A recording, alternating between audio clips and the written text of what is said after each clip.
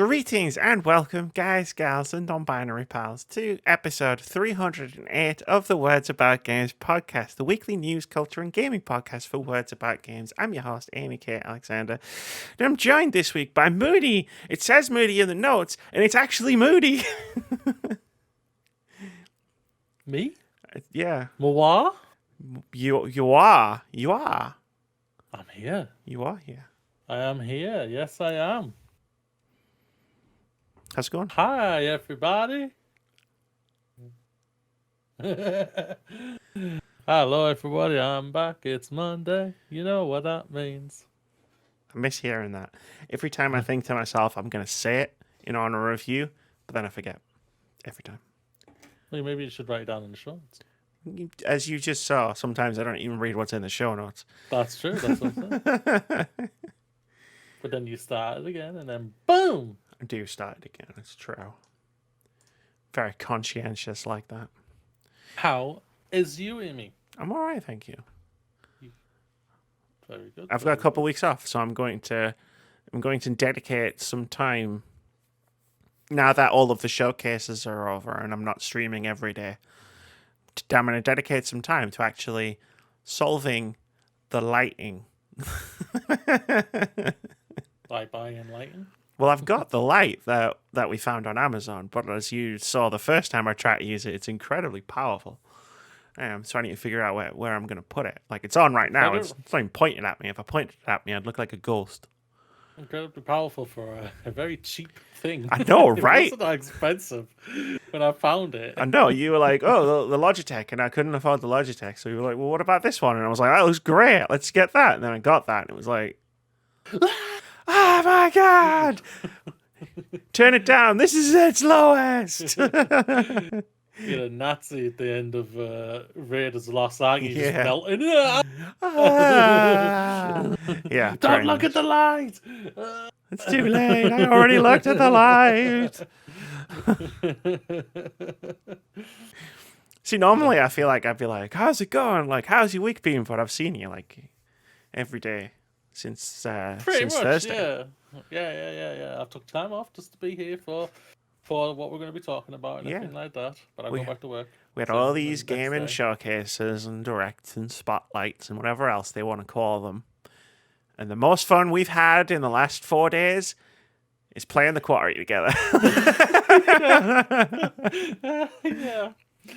Yeah, there's no doubt about that. That's probably been the best fun. The thing we didn't plan in advance, the thing it was literally where you just went, I've got the Quarry and let's play it together. And I was like, how? And then you told me, and then I was like, okay, let's do that. What's the worst that could happen? I love how the sun's just come out behind my curtains, and now like everything is like visible on my left hand side all of a sudden. It's a lot of fun. Like, it's a great way to play the Quarry. Like, for anyone who hasn't caught our Twitch streams of us playing the Quarry, Moody is playing and streaming, and I am on Discord watching the playthrough. And there goes the sun. It's going away again. And literally, like, he'll be like, "Oh, like you need to." You'll shout the options at me, and I've got to, in a panic, just tell him what to do. Well, that's only on the quick ones. While watching on a delay. But thing, because you say the two options, and I don't know which ones are timed and which ones aren't, so I always panic. I'm like, I don't know, left. Well, you should have realised, if I was panicking, I would be like, left or right? Confidence or smart ass? Smart ass. Obviously, you've met me. I want all the characters to be like me. Yeah. That'd be a depressing game. Funny, but depressing. That would be an interesting game. There's no doubt about that. Yes. Interesting game indeed. That would be an interesting game. I have nothing to report in terms of like watching stuff or like anything like that. Like, I've watched Star Trek. I've talked about Star Trek on this podcast for like the last 2 or 3 weeks. And that's what I've been doing. I've been watching Star Trek. I watched Tom Cruise fly some planes. I thought you were going to say Star Trek, though. I have watched Tom Cruise fly some planes. I watched Top Gun Maverick. Nice. So that was the missus. Good. It is very good. Excellent. I'm glad to It hear is a it. very, very good movie. That man doesn't age 59. He's 60 soon. Doesn't look 60. Doesn't look 50. Then you go Jennifer the Colony. Then you go, how old is she? No, she does not look that age. She looks at least 10 years younger than her actual age. That's And it's just wrong in so many ways. And then you see Miles Teller and just go, that mustache is working for me. And then there's the ball scene. That sounded wrong, but there's a ball scene, like the old other Top Gun, and you just go, "Oh, mother of God, you got into shape, baby. You're looking good. That just G-forces whack some taking six all of pack this on out you." of context, just so you are aware. Balls, No, G-forces, workout. Okay. yeah. All right. Yeah. It was a good film. Very Cool. more emotional story than I thought it was going to be, especially when you think Top Gun the first time. It's just Sure. a smart ass Tom Cruise movie. This is not a smart ass Tom Cruise movie. If you say so. No, but yes, it's very, very good movie. I That's think you good. would like I'm it. glad. You say that about everything. Yeah, I don't think you would like it. I'd No? love to say that. Yeah, no. No. To be You fair, are very particular. There's only one thing I know right now that I guarantee I know you will not like. And that's the final season of The Expanse. Okay, great. Looking forward to that. Maybe I'll just push that a little bit further down my watch list. I think you will say the things you were already saying about it. I'm set. I don't remember what I've said about it. I don't. I'm not gonna say a thing. I don't know. Oh crap! He's using my own words against me. And my memory's so bad, and I forgot my words. No! I don't know what I said. Oh dear God. Yeah, cool. Watch Stranger Things season 4. Fantastic season so far. I'm loving that. The Boys is batshit crazy. It's crazy. It's wrong in so many ways, but it's awesome.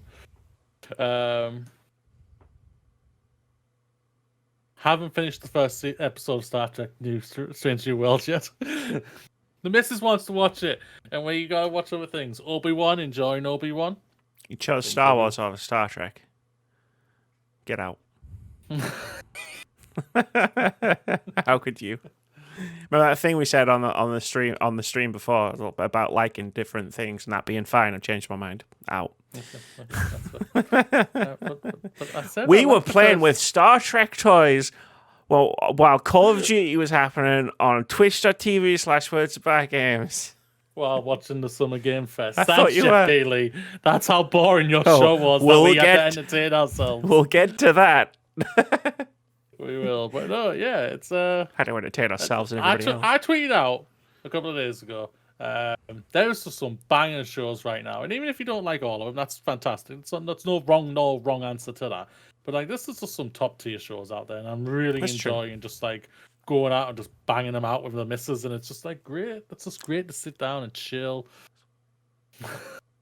Are you thinking that's the words you want to use? Really? Those are the words you use. The words that you would want to use. That's you chose the words. It's fine. Yeah, I chose those words, and I will keep those words. Yeah, like I haven't watched anything new because I was talking to Tori last week. I watched How I Met Your Father. Not working for you? Not great, no. I have not touched it because I'm still a bit sore on the final season of How I Met Your Mother in general, and I had no interest with How I Met Your Father personally. Sure. But I've heard it like starts not the greatest at all, but apparently it is slowly getting better, and it's like been renewed. I think for a second season, I'll give it the second. I'll give the second season a try just because. I'll have nothing better to do, but the last couple episodes were better, but it's fucking ropey, man. Like I said last week, it's like watching a remix of How I Met Your Mother, like a weird, like a weird remix. I can't use a better word than that. And Severance on Apple TV, which was amazing. I loved that. But now I've got to wait for the next season. Prehistoric Planet. Yeah. Badass. David Attenborough cannot do anything wrong. He really can't. He's amazing when it comes to his documentaries he does. He just makes them so realistic. And I'm so glad that prehistoric dinosaurs went completely woke. Because I'd rather. Yeah, what the hell was that all about? You mentioned that when we were streaming before an arc happened, and you were like, "People have all the right wing people have said that the dinosaurs are woke," and I was like, "Because they got feathers." Like, what the hell is woke about feathers? Because they've made them look like what they actually meant to look like. I'll tell you, man, these fucking right wing people and tabloids and news people, like, they're so fucking fragile about everything. It's just really like, are.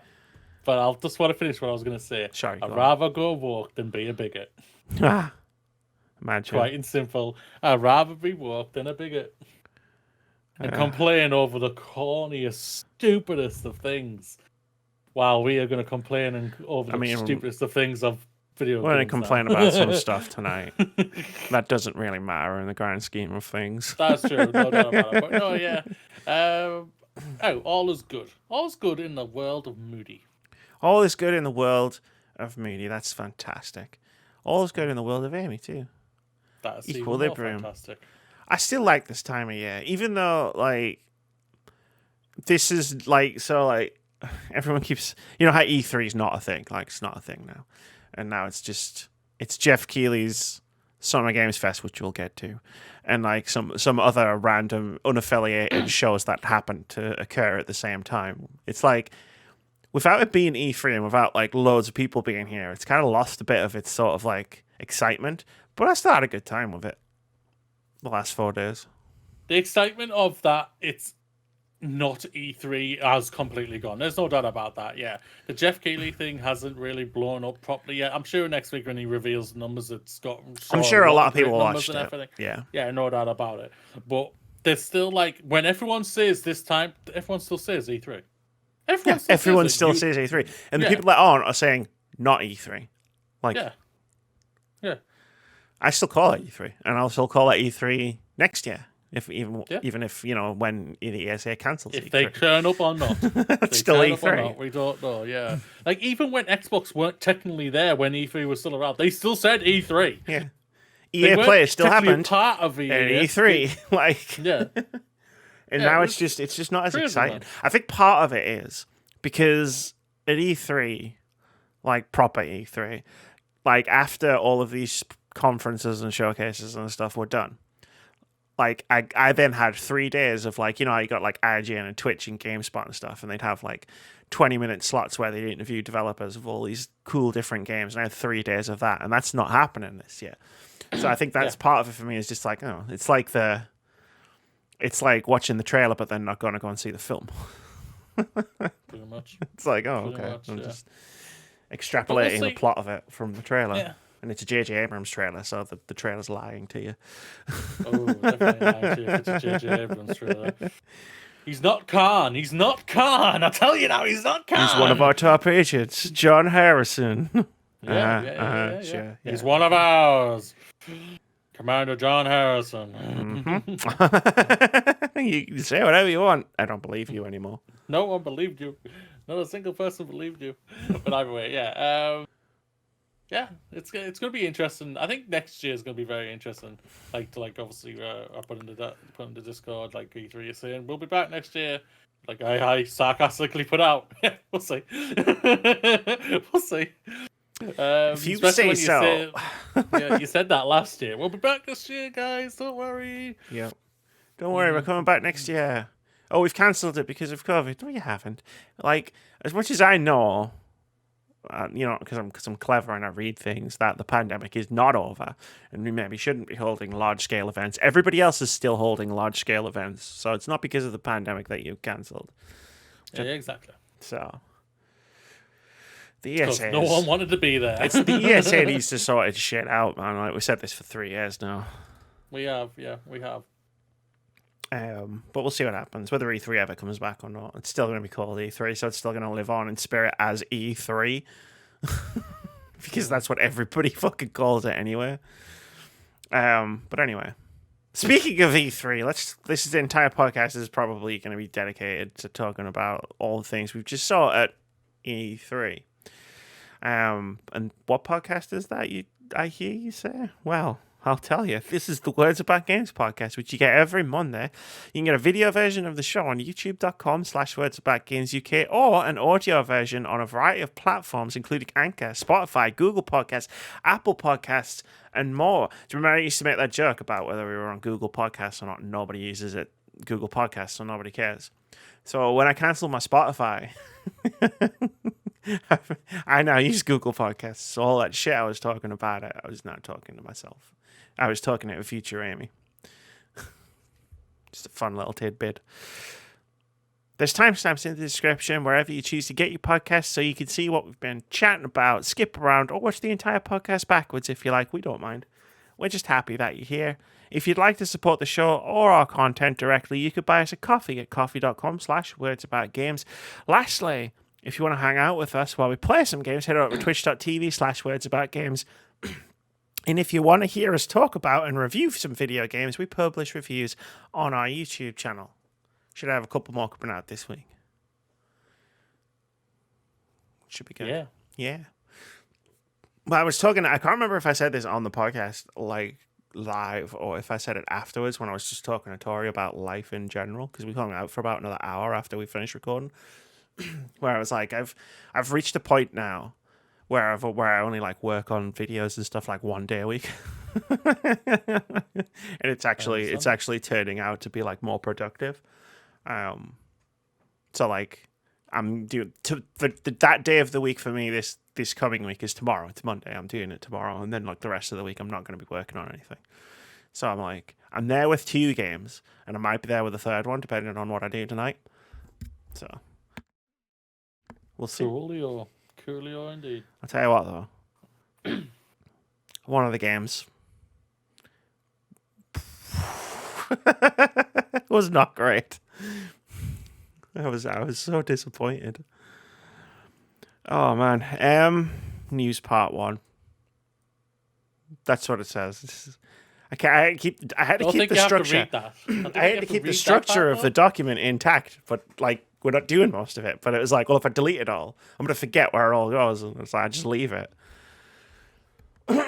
And also, like, I did voice training on Thursday instead of on Monday, and I've literally streamed every day this week. So like, my fucking throat is taking an absolute hammering this weekend. So this should be interesting. So we're gonna do. Here's how it's gonna work. I've written some stuff down. I might just read it. So big thanks in advance to Ryan Brown, who is at Toads Anime on Twitter, Fanbyte, and Games Radar for in-depth recaps. Not just here's the top things from the X Games thing. No, here's everything. Because, you know, my top things might not be your top things, other games media outlets. So our not E3 extravaganza, see, I even put not E3 in the notes, isn't going to include the PC Gaming Show, which is happening right now as we're recording this. So we'll recap that next week if anything comes up, along with things like the Guerrilla Collective 3.5, the Capcom Showcase, the Final Fantasy VII Anniversary stream, or anything else that might pop up during the week, Nintendo. Note for Moody. Nope, don't even read that.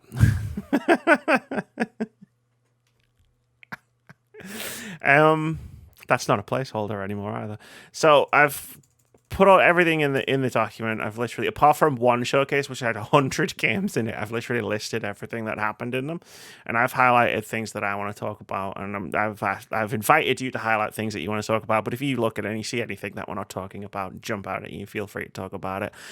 I don't want to do a blow by blow of everything that happened, like in all the shows, because we'll be here until Tuesday, and you have to go to Liverpool, and I don't think I could talk for that long.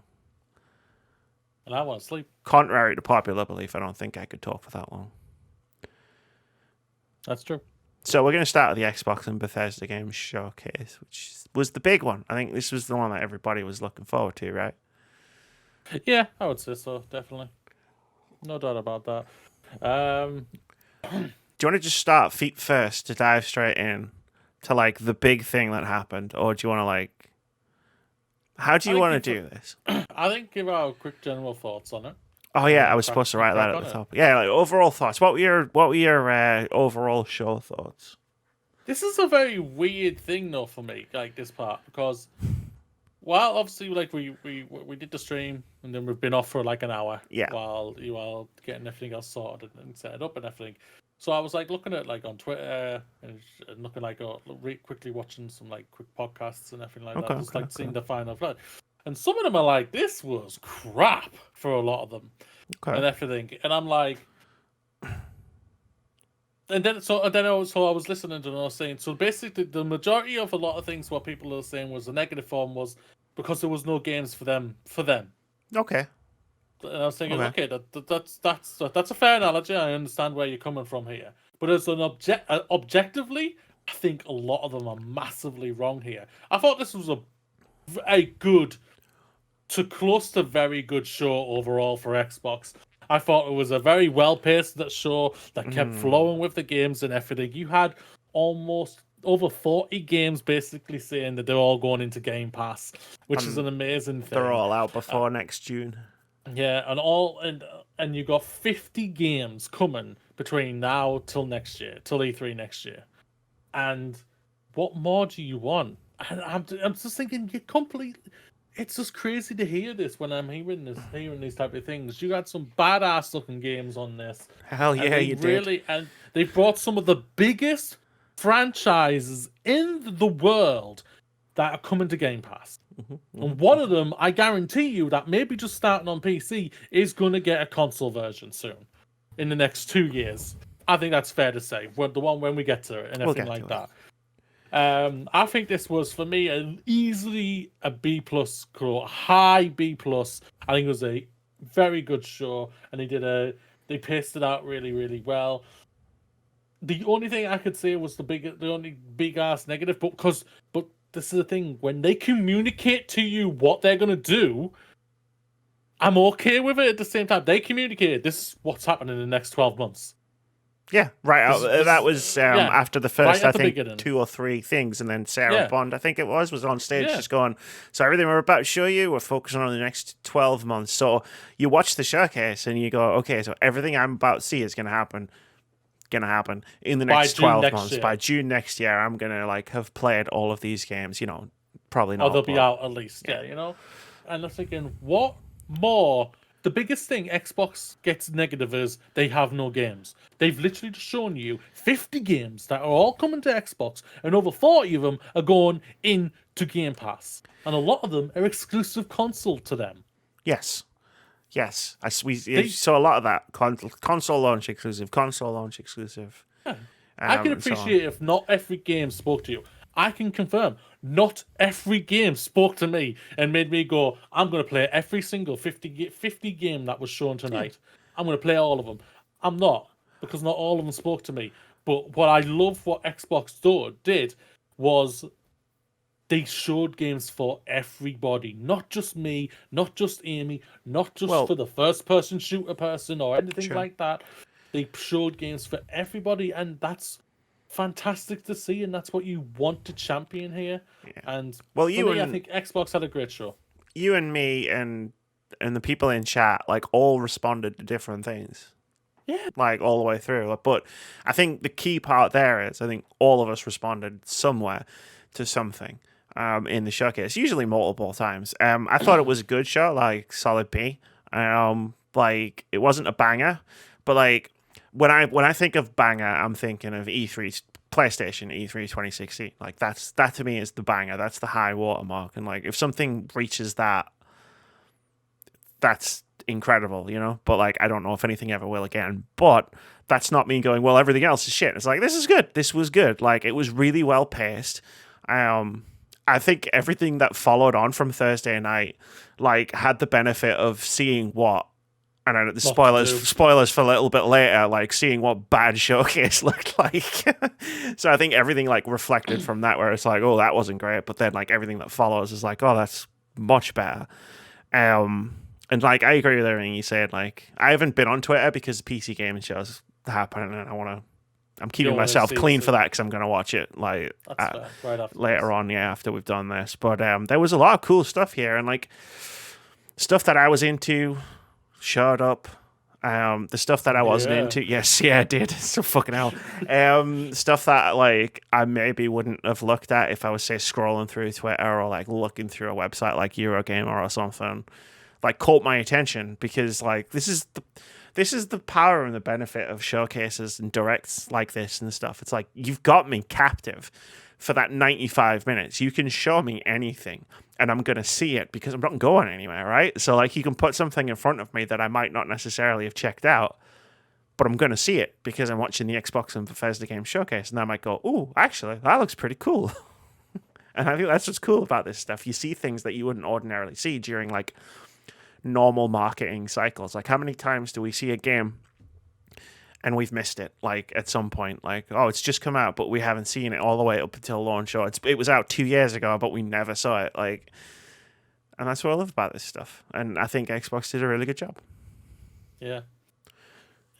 It's crazy to what I'm saying. I'm just like, guys, you complain that there's no games. Yeah, that was They're the other getting thing, 50 actually. games. You're getting 50 games, guys. Come on, shut up. That was the other thing as well. Like, we got all of these games, yet we didn't see Perfect Dark or Fable or Hellblade or Halo or Gears. You know, like there was that common complaint like half a decade or more ago where it was like everything you saw at an Xbox press conference was Halo, Gears, and Forza because those were the only three franchises. We just saw a conference without most of Xbox's usual big hitters, and it was packed. And it was packed with things that are console exclusive, going into Game Pass. And usually both. And I said this when they started acquiring multiple studios that Xbox is going to be like a steam train in that it's going to keep going and it's going to start picking up pace and it's going to be unstoppable and it's just going to keep getting faster and faster and faster. And you're starting to see that now where it's like, this is going to get exponential. Like as 2023, 2024, 2025, it's like more and more stuff is going to be coming out of the studios that they've acquired and the partnerships that they've set up. It's like they're laying the foundations right now. No doubt. The only negative I would say, well, the only surprise that I was surprised that we didn't see was anything of Halo.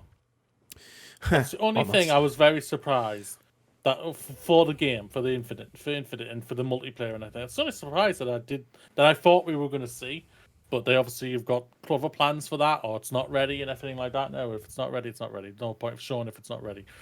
And everything like that, and like, oh, no problem whatsoever. I don't know. I can see them like internally, like trying to figure out like what the hell they're gonna do with Halo Infinite right now, because it launched. The campaign was fantastic. I'd say it was generally well received, like quite well received by a lot of people. The multiplayer as it's gone on hasn't been as well received by people who are constantly like in that sort of sphere. And I think there's internal discussions right now of like, oh shit, what do we do? You know, like how do we, like where are we going with this? Like I think there are people at 343 Industries like desperately like drawing a map on a whiteboard, which is just like, what do we do? Question mark. Yeah. Yeah. Oh, so that's cool. But should we jump into talking about the games? Go for it. Where do you want to start? Where would you like to start? Do you want to start the biggest, or do you want to start the start, or do you want to work your way through? Just work your way through. Start at the top of the list and just work your way downwards. So everything was in order. Yeah. So Redfall was first, and like we talked about this on the show because it was a gameplay focused showcase, which can sometimes highlight if something's not working for you, but you've got to sit through it for like 5 minutes while they show you the gameplay. Like it can sort of like, I think it can agitate. That's what happened to us at the Summer Games Fest, I think, with Call of Duty specifically. But with Redfall, like I said when we were talking about Redfall's show, and it's like, it looks like a generic first-person shooter. And hey, I don't disagree, but I don't know how, like, as I said at the time, it's like, I don't know like how you show a first-person shooter in extended gameplay without it just looking like a first-person shooter. As far as Redfall goes, like I've never been like hyped for it based on just what I've seen. I'm excited for it because it's a studio that made Prey and Dishonored. Like they get the benefit of the doubt because they've made games that I genuinely love with all of my heart. And maybe Redfall will maybe it'll just miss me. I don't know. But the benefit of the doubt from me is a rare thing, and I like to say when I'm bequeathing it upon studios. No, this is a game that didn't speak to me whatsoever. It's a game that literally I even said I said on the stream was that I played this game last year. It was called Back for Blood. Just it's vampires, and that's all it is. And that type of game, the hard mode type of game, is just not for me. It just doesn't work for me, and that's fine. That's absolutely fine. Like the only time a hard mode, quote unquote, I say a hard mode has worked for me, and that's just because I love the IP Alien. I don't even play that game of Alien Fireteam Elite. I don't play it anymore because I was just like, it's a hard mode. I got bored really, really fast because hard modes are just boring to me.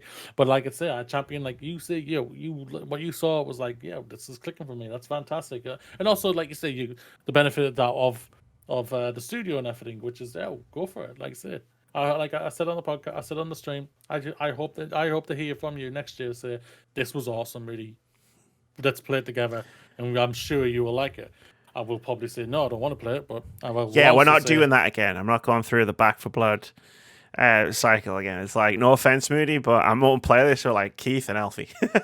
Go with it. Go. You're not invited. Thank you. I don't want to be invited. I'm not even invited to D&D, so what the hell? Hey, it's not my D&D game. Put me in, coach. Put me in, Keith. I'm going to tweet out. I'm just going to call him out on Twitter. Yeah, no. Just do it. That's how you do it. You're going to do it right now, aren't you? Hell yeah. You bastard. Like, I'm going to start talking about Hollow Knight and you're not even going to be paying attention. Oh, I am so sorry. Go. I'm giving you got my undivided attention. It exists. I can't say anything more than I said on the stream, which was just abject shock. Where Hollow Knight happened in front of my very eyes at the Xbox and Bethesda Games Showcase. Not the Nintendo Direct, because I was waiting for the Nintendo Direct to be disappointed by Hollow Knight not being there, but then it just fucking out of nowhere, boom, second game on the Xbox and Bethesda Showcase. Coming to Game Pass sometime in the next 12 months. Excuse me? Yeah. At least you have a window now. Between now and June next year. Will it be this Fantasy Critic, or will it be next year's Fantasy Critic? I'm not down to give a shit about Fantasy Critic, man. I want to play the damn game. Yeah. No, yeah.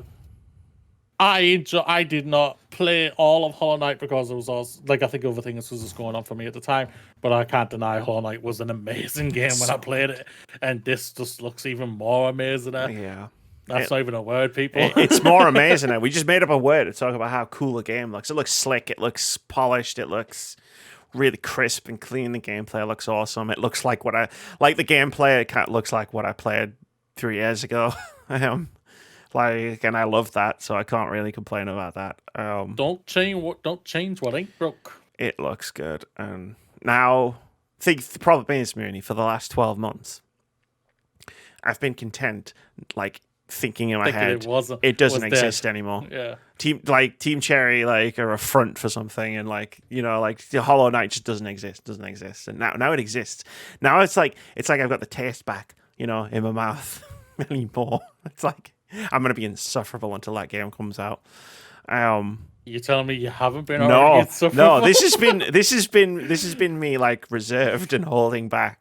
Now you're gonna see Amy unleashed, because now it's so close to being in the palm of my hand. I don't need it. But let's talk. I highlighted Riot Games because not necessarily because I'm like, oh shit, I'm going to play these games on Game Pass, but because this was a huge moment that I think a lot of people might have blown past.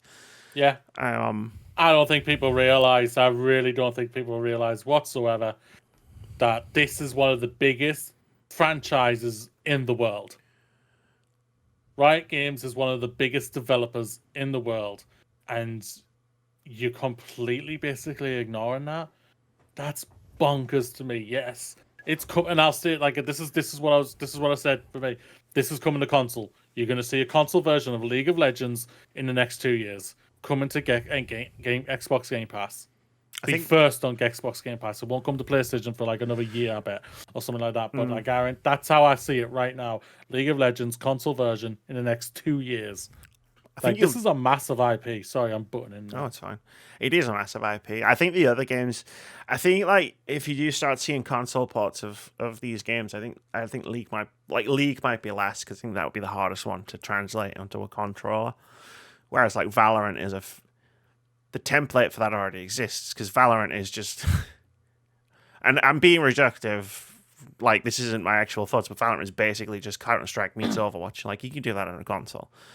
Yeah. You could put that on Xbox. So I think you'll see that pretty sharpish. But like, this is one of the biggest IPs in the world. And it's coming to Game Pass, so with like all the stuff unlocked. Every single character. Yeah. You get all the characters. Like, there's probably people who play these games who are going to move over to Game Pass just because you get all the stuff. Yeah. Probably, yeah. And I think that was a huge moment. There's another huge moment coming later, which we'll talk about. Someone might have said it before it happened while we were streaming. Don't know who would be that smart.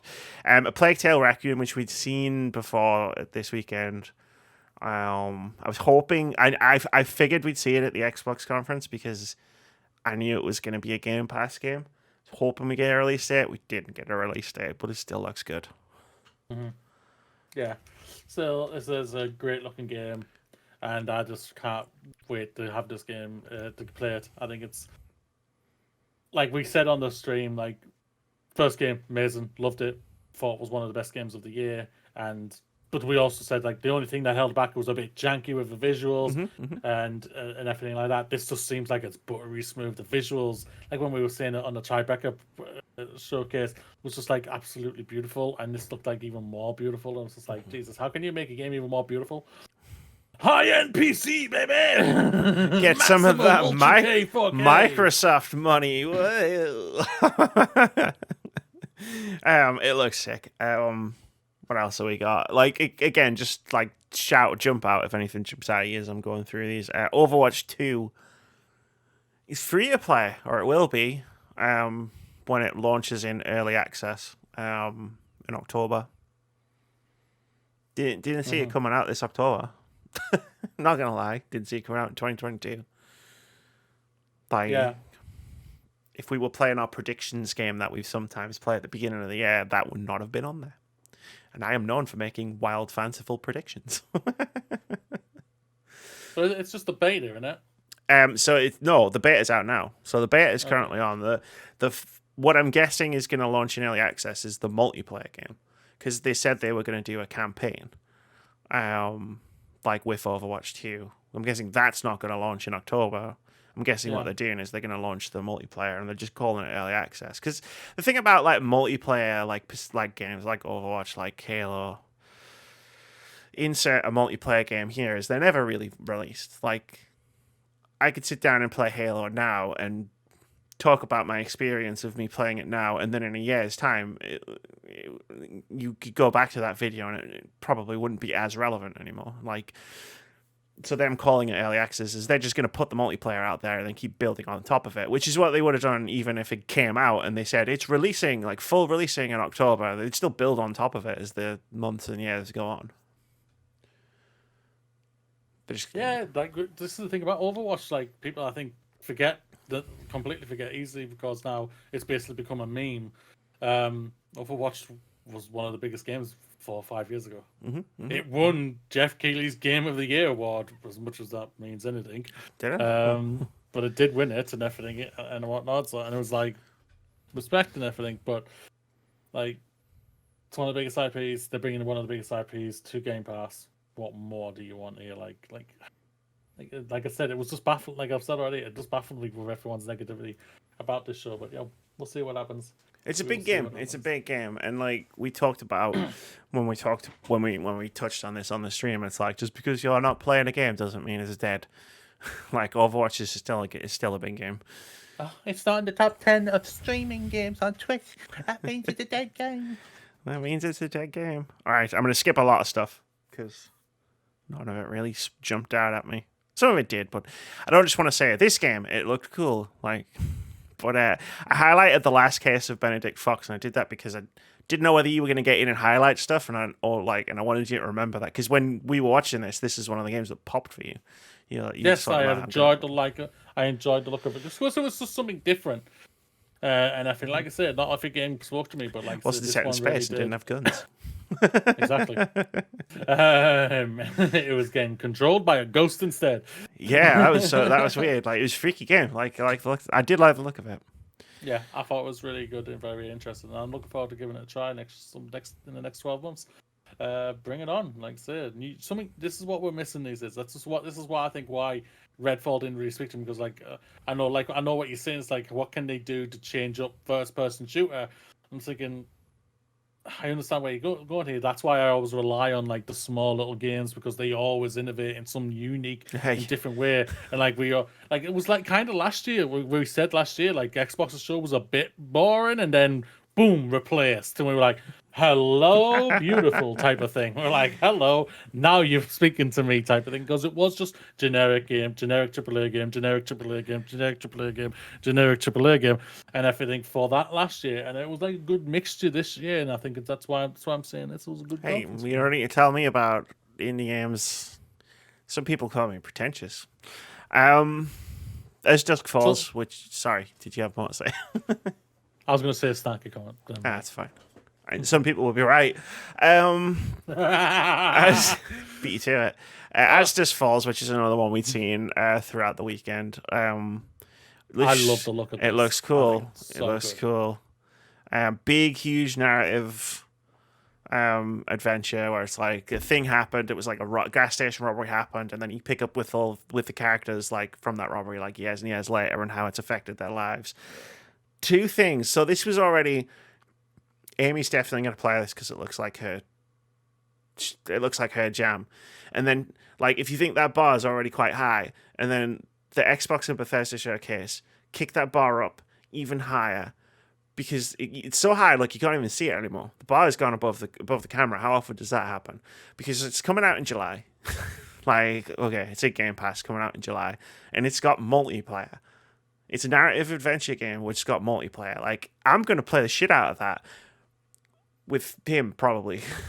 I'm on the point the other way. Point the other way for me. No, but on the podcast, you're there. Am I? Oh, well, for me, I'll tell you what. I'll point, and then I'll just quickly go with him.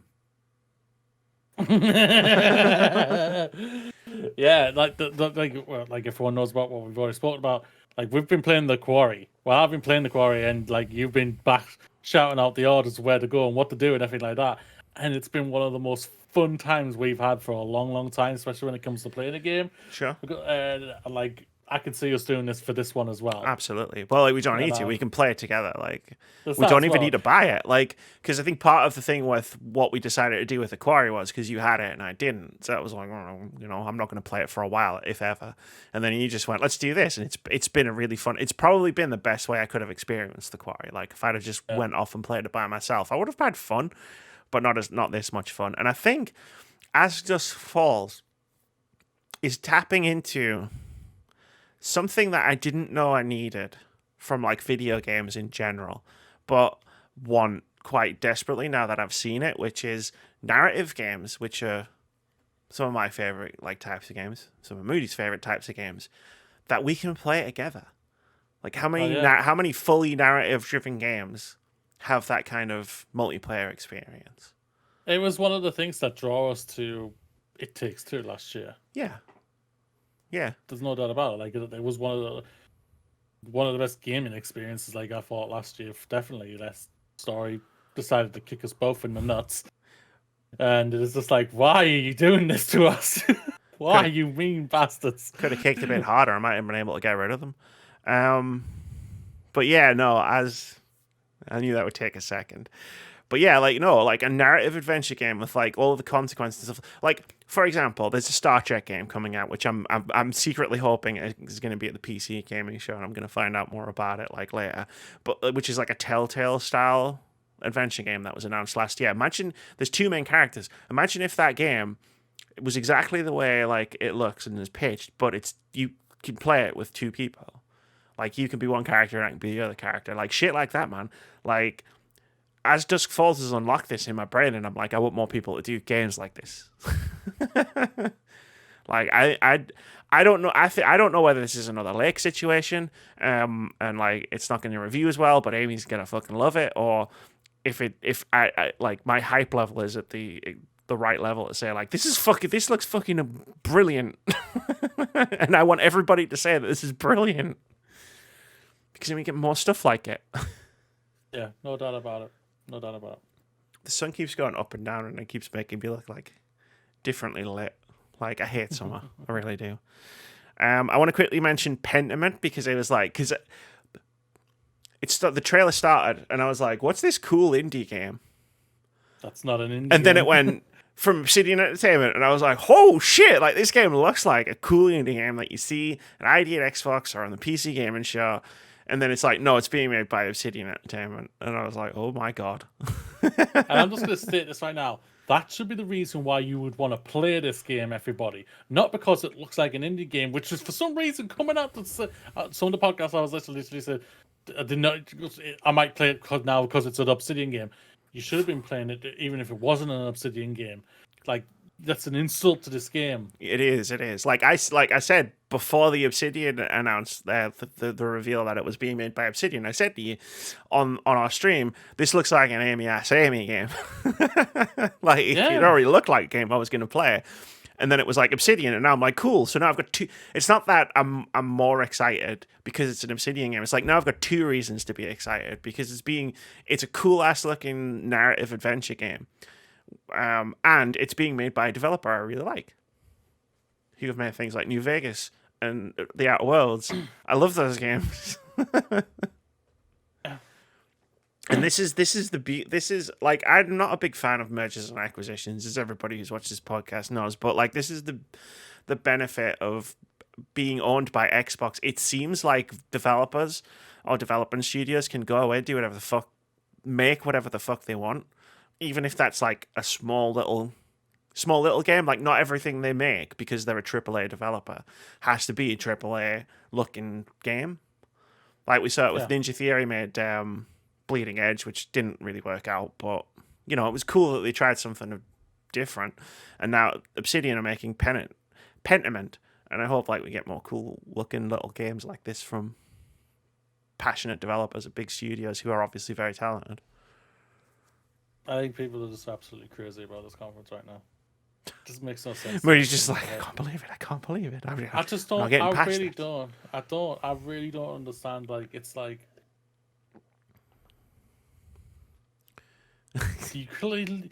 For me, I'm just gonna go. I'm gonna go on a little tangent here. Okay. I think people are completely forgetting. Like, you know, the last 2 years for the video game industry has been incredibly difficult, and there's a reason why Starfield is not coming out this year. There's a reason why Forza, probably Motorsport, wasn't meant to come out this year. I bet you that right now, if the pandemic didn't happen. This would have hit 2022 quite easily, quite comfortably, I bet. But it hasn't because it has to get pushed. Sure. And then all the big games and everything like that. And it's just like you poo-poo and all these other games. It's like people have worked their asses off to give you and everything like that. And just because it does not, quote unquote, isn't your first-person shooter Call of Duty game, it's just an insult to those video game developers. And people and podcasters out there really need to wake up.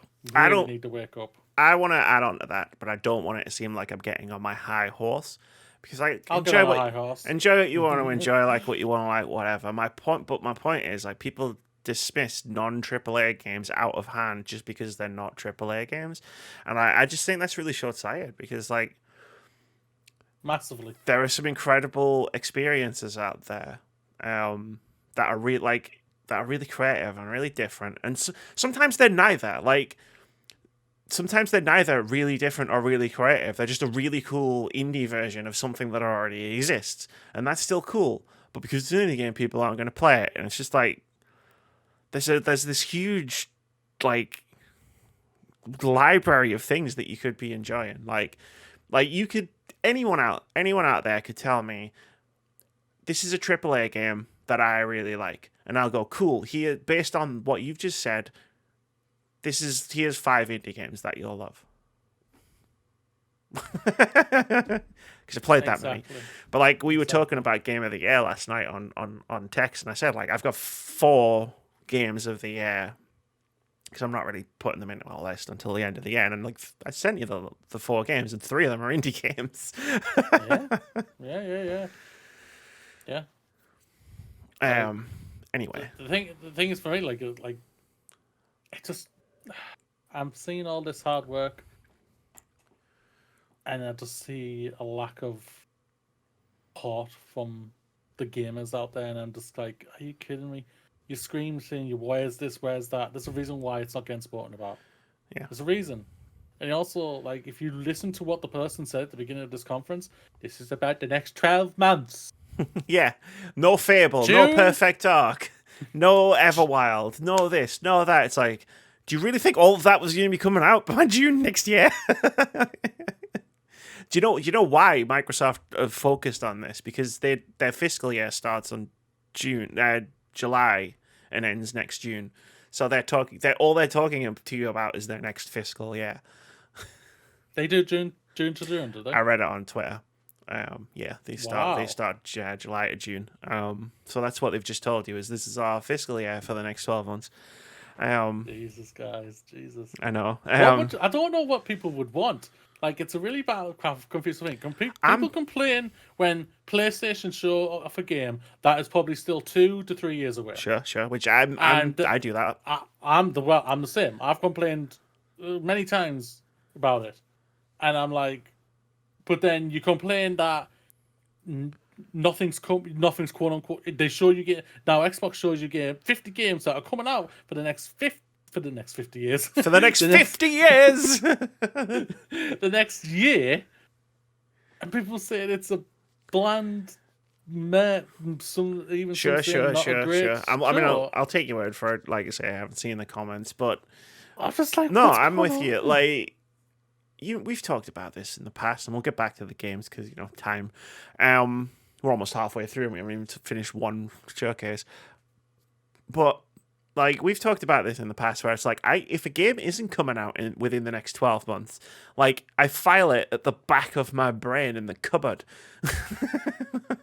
like because I only have a limited amount of brain space to think about games, and I'm generally only keeping track of games like that are coming out this year, like in 2022. And then when 2023 rolls around, I'll keep track of all of the games that are supposed to be coming out in 2023.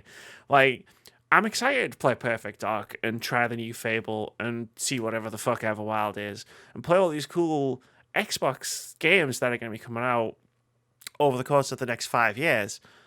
But I don't have the brain space to think about Perfect Dark right now. There's tons of cool games coming out in the next 6 months. For me to be like, but Perfect Dark though, like no. Oh, that's just also stick this in there. If you ever thought you were going to see anything for Perfect Dark or State of Decay 3, you are completely ludicrous and fooling yourselves. Those two teams are in a mess right now.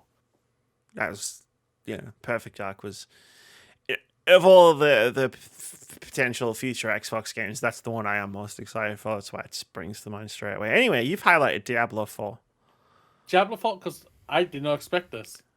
I didn't expect this because, and I enjoyed Diablo 3, like I said on the stream. Like, it was a really good console game. It played really well on console, and I remember both me and my partner playing it. We were just having a banging time with it, and I thought, this could be something again that me and her play again, and whatnot. That's cool. And that's cool.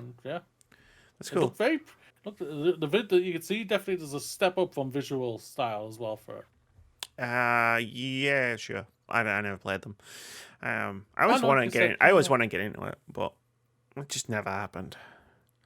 I can understand that. Many games out there. There are indeed many games out there. Ravenlock looked kind of cool. It was from the developers of Echo Generation, which I played on stream last year, and I had a good time with. And it's like a weird Alice in Wonderland looking game. But then just as I was talking about it to someone in Twitch chat, like, oh, it looks like Alice in Wonderland. A fucking mecha bird with a Gatling gun come out of its mouth. And I was like, okay, maybe not entirely Alice in Wonderland. Looks interesting. I'm in. Yeah. Next up for me was Cocoon. This literally more just because of one thing and one thing only. I think it literally said in the trailer. It's from the director who directed Inside and Limbo. the other game, Limbo. Limbo. And I was just like, you've got me. It's like you with Obsidian. I mean, with Redfall or It's like, Obsidian, it's like, I'm in. It's like, I'm in, yeah. Inside, when I played Inside, that for me was the game of the year that year. That's cool. Like it was a fantastic game. Nothing for me to beat that game last year. And I was thinking that was amazing, and yeah, can't wait to sing it. And it had a lot of balls. It did. It confused me because I didn't understand what happened when you picked up the one ball and jumped into the other ball, and I was like, "What just happened?" What just happened? What just happened? So I highlighted the last three things because these were like the three big things to end the showcase on. And the first one is Persona 5 Royal, Persona 4 Gold, and Persona 3 Portable are all coming to Xbox, consoles, and PC in Game Pass. Persona 5 Royal is coming out in October. This is what everyone has been calling for. How many times have I said it on this podcast? And you're finally getting it. And this was a poor conference. I'm not going to stop complaining about it, guys. When? Like you finally get what you wanted, and it's here. It's fantastic. It's amazing to hear this. These are some of the biggest JRPG games out there, and you're finally getting them. I'm going to be hounding everybody I know who's got Xbox Game Pass to play Persona 5 Royal, except Moody, because I know he doesn't have the patience to play a 100-hour JRPG. But everybody else, shit, I might play it again, and I own it on PlayStation. I'm in. I fucking love that game. And what's weird is, the more distance I get from things, right? Generally, like, I cool, right, on stuff. Like, I still love it as much as I loved it. Like Hades, I love that game to pieces. But like with Persona 5, like I'm on a different trajectory. And I said it was game of the year for me in 2017. One of the most hotly contested years of the recent history. It was, yeah. But my trajectory is going up on that game. Like, every time I'm reminded of it, in this case by a trailer, or I just think about it in general, I'm like, fuck, man, that was such a good game. Like I gain new levels of appreciation for it. It was such a good game. It really, really was. I do also want to just laugh at the fact that Persona 4 Golden and Persona 3 Portable are not available on PlayStation. Wait, Persona 4 Golden's not on PlayStation? I thought it was a PlayStation Vita game. And Persona 4 Golden's available on PC. Oh. And Persona 3 Portable was on the Are you PSP. thinking of something about that? Like, do you think there's anything into that? I think Persona 6 is going to probably be multi-platform based off of the back of this. I don't know, like, I think because they're coming into Game Pass, I think there's probably like a timed exclusivity thing. I think they'll come to PlayStation eventually. Persona's been exclusive to PlayStation since PS2. Like, I find it amusing. Do you think PlayStation really cared that Persona 4 is not on console for them? No, because Jim Jim Ryan doesn't like all games. Does that as well? No, because for me, like, I'm just thinking they'll probably be thinking, oh, we don't care. We got Persona 4, we got Persona 6 locked as an exclusive for the next 10 years. Maybe Or not. something like that. But yeah, that's what I'm saying. So is that what you're thinking? You're thinking Persona 6 multi-plat? I think so. Yeah. And do you think Xbox the ones that'll show it? That would be that. I mean, Would be a coup. I said that last year. You did. For summer games, whatever. Like, yeah, I still stand by it. I think when it gets revealed, when it gets its Western reveal, because I think when Persona 6 gets announced properly, it'll be at the Tokyo Game Show. But when it gets its Western reveal, it'll either be at like the Game Awards or something. But if it's at like a platform holders conference, I think it'll be an Xbox one. Be interesting. Kojima, my one correct prediction from Twitter. He talked, and that's it. That's it. Well, they just announced the partnership, didn't they? They didn't. Like, that's all they were announcing. This is a partnership that's been signed, sealed, and we talked about this months ago. Yeah, that's what I'm saying. No, this is what I'm saying. This is how crazy it is. He signed sealed the deal with PlayStation. E3 turns around, he already has some teaser trailer ready to go. He doesn't have anything ready to go for this guy for Microsoft. Shows how much he truly cares about this deal. It does, because what he's doing is he's taking his time to make something perfect. I mean, the words that he said were, "This is the game he's wanted to make for a long time." So, in 2032, guys. It's the game I've wanted to make for so long. It's Metal Gear Solid 6. I hope it's a horror game. I hope it's a horror game, because I want to see a horror game come out of that brain. Like, I need to know what that's like. Yeah, I agree with you there. That would be very fascinating. Sure. But if I was them, don't show up for at least the next 2 years. Yeah, do the thing that you've done today for the rest of time. This is what the next 12 months is going to look like. This is what the next 12 months is going to... Just do that.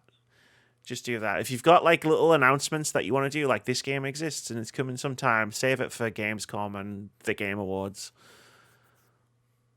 You could do that. Yeah. I think people are forgetting like there's other things coming down. Other things are going to happen. Yes, like there's two more Jeff Keighley shows, which almost sounds like a threat at the moment. And Xbox can just do their own thing at some point in the future, in the next 6 months. You know, really they really could. Anyway, the last thing, Starfield. Yeah, it was a 15-minute gameplay presentation of Starfield. It's a Bethesda game. It's Bethesda in space. It's Bethesda in space. And there were some things there. When I was watching it, I was thinking, I like the look of this, like shipbuilding and everything like that. I was thinking, that's badass. I look good. I was thinking, oh, yes, I might play this on PC just so I can get the Defiant mod. Give me it now. But yeah, no, I like the look of it. I did. Bethesda's never really blown me away when it comes to things. Like I unabashedly say many times, like I loved Skyrim. I absolutely adored that game. It was one of the games that got me back into the game, and along with like the other games I've mentioned, The Last of Us, the Uncharted games, etc., and Mass Effect trilogy. But like, I really enjoyed Skyrim. It was one of the really good games for me. Sucked me into the world. Skyrim and the Mass Effect trilogy are the two things that got you back into gaming. So, along with Skyrim in space might be a perfect game. It could be, yeah. There's no doubt about it. The size of it is daunting to me. I won't lie. So, what they're saying. Yeah. So obviously, I've said out loud in public, despite my better judgment at how people react to things like this, that Bethesda's developed RPGs had never really worked for me. Like Morrowind was cool when I played that on the original Xbox. Like I really liked that one, but Oblivion, I couldn't get into it. Skyrim, I couldn't get into it. Fallout 3, I could get into it. Fallout 4, I hated it. Like, there's things in this like reveal where I was like, that's cool. Like that's cool. Like the starship building, like recruiting a crew for your starship, because it's not just you flying around in a little fighter thing like in No Man's Sky. Like you get a crew for your spaceship. That's fucking great. Hopefully I can hire a pilot like Tom Paris to fly it for me. But then it was like, there's going to be 1,000 planets and they're going to be fully explorable. And I was like, after everything positive that I saw like built up in Starfield, he said 1,000 planets that I can explore, and I almost just immediately went, I'm done. I'm out. That is anxiety inducing. Yeah, I understand completely where you're saying with that. No doubt about that. I agree to that. But I thought it was a good show. But like, if that's your jam and you're going to spend like a year just exploring Starfield and stuff, that's awesome, and I love that for you. But like, I just have to talk about what I thought, and what I thought was, as soon as I heard how many planets there's going to be, I was like, fuck that. The Outer Worlds only had like 6 or 7 or something, and I was like, that's enough. That's a nice number. But it's cool. Like, I'm going to download it and play it because it's in Game Pass. That's the beauty of Game Pass, Moody. I'm going to download it and I'm going to try it anyway. And if it doesn't work, I'm not even going to do a review for it because I don't need that kind of heat on me. I'm not going to be the one person on the internet going, well, actually, I think Starfield is overrated. They'll never find my body. Just going to quietly sit in the corner going... while I replay Hollow Knight. So yeah, Summer Game Fest. the Summer Game Fest. This isn't gonna take as long because there's not as many highlights. Hell no. But the first thing that's highlighted is overall short thoughts, and I think we've hinted at it. Moody, take it away.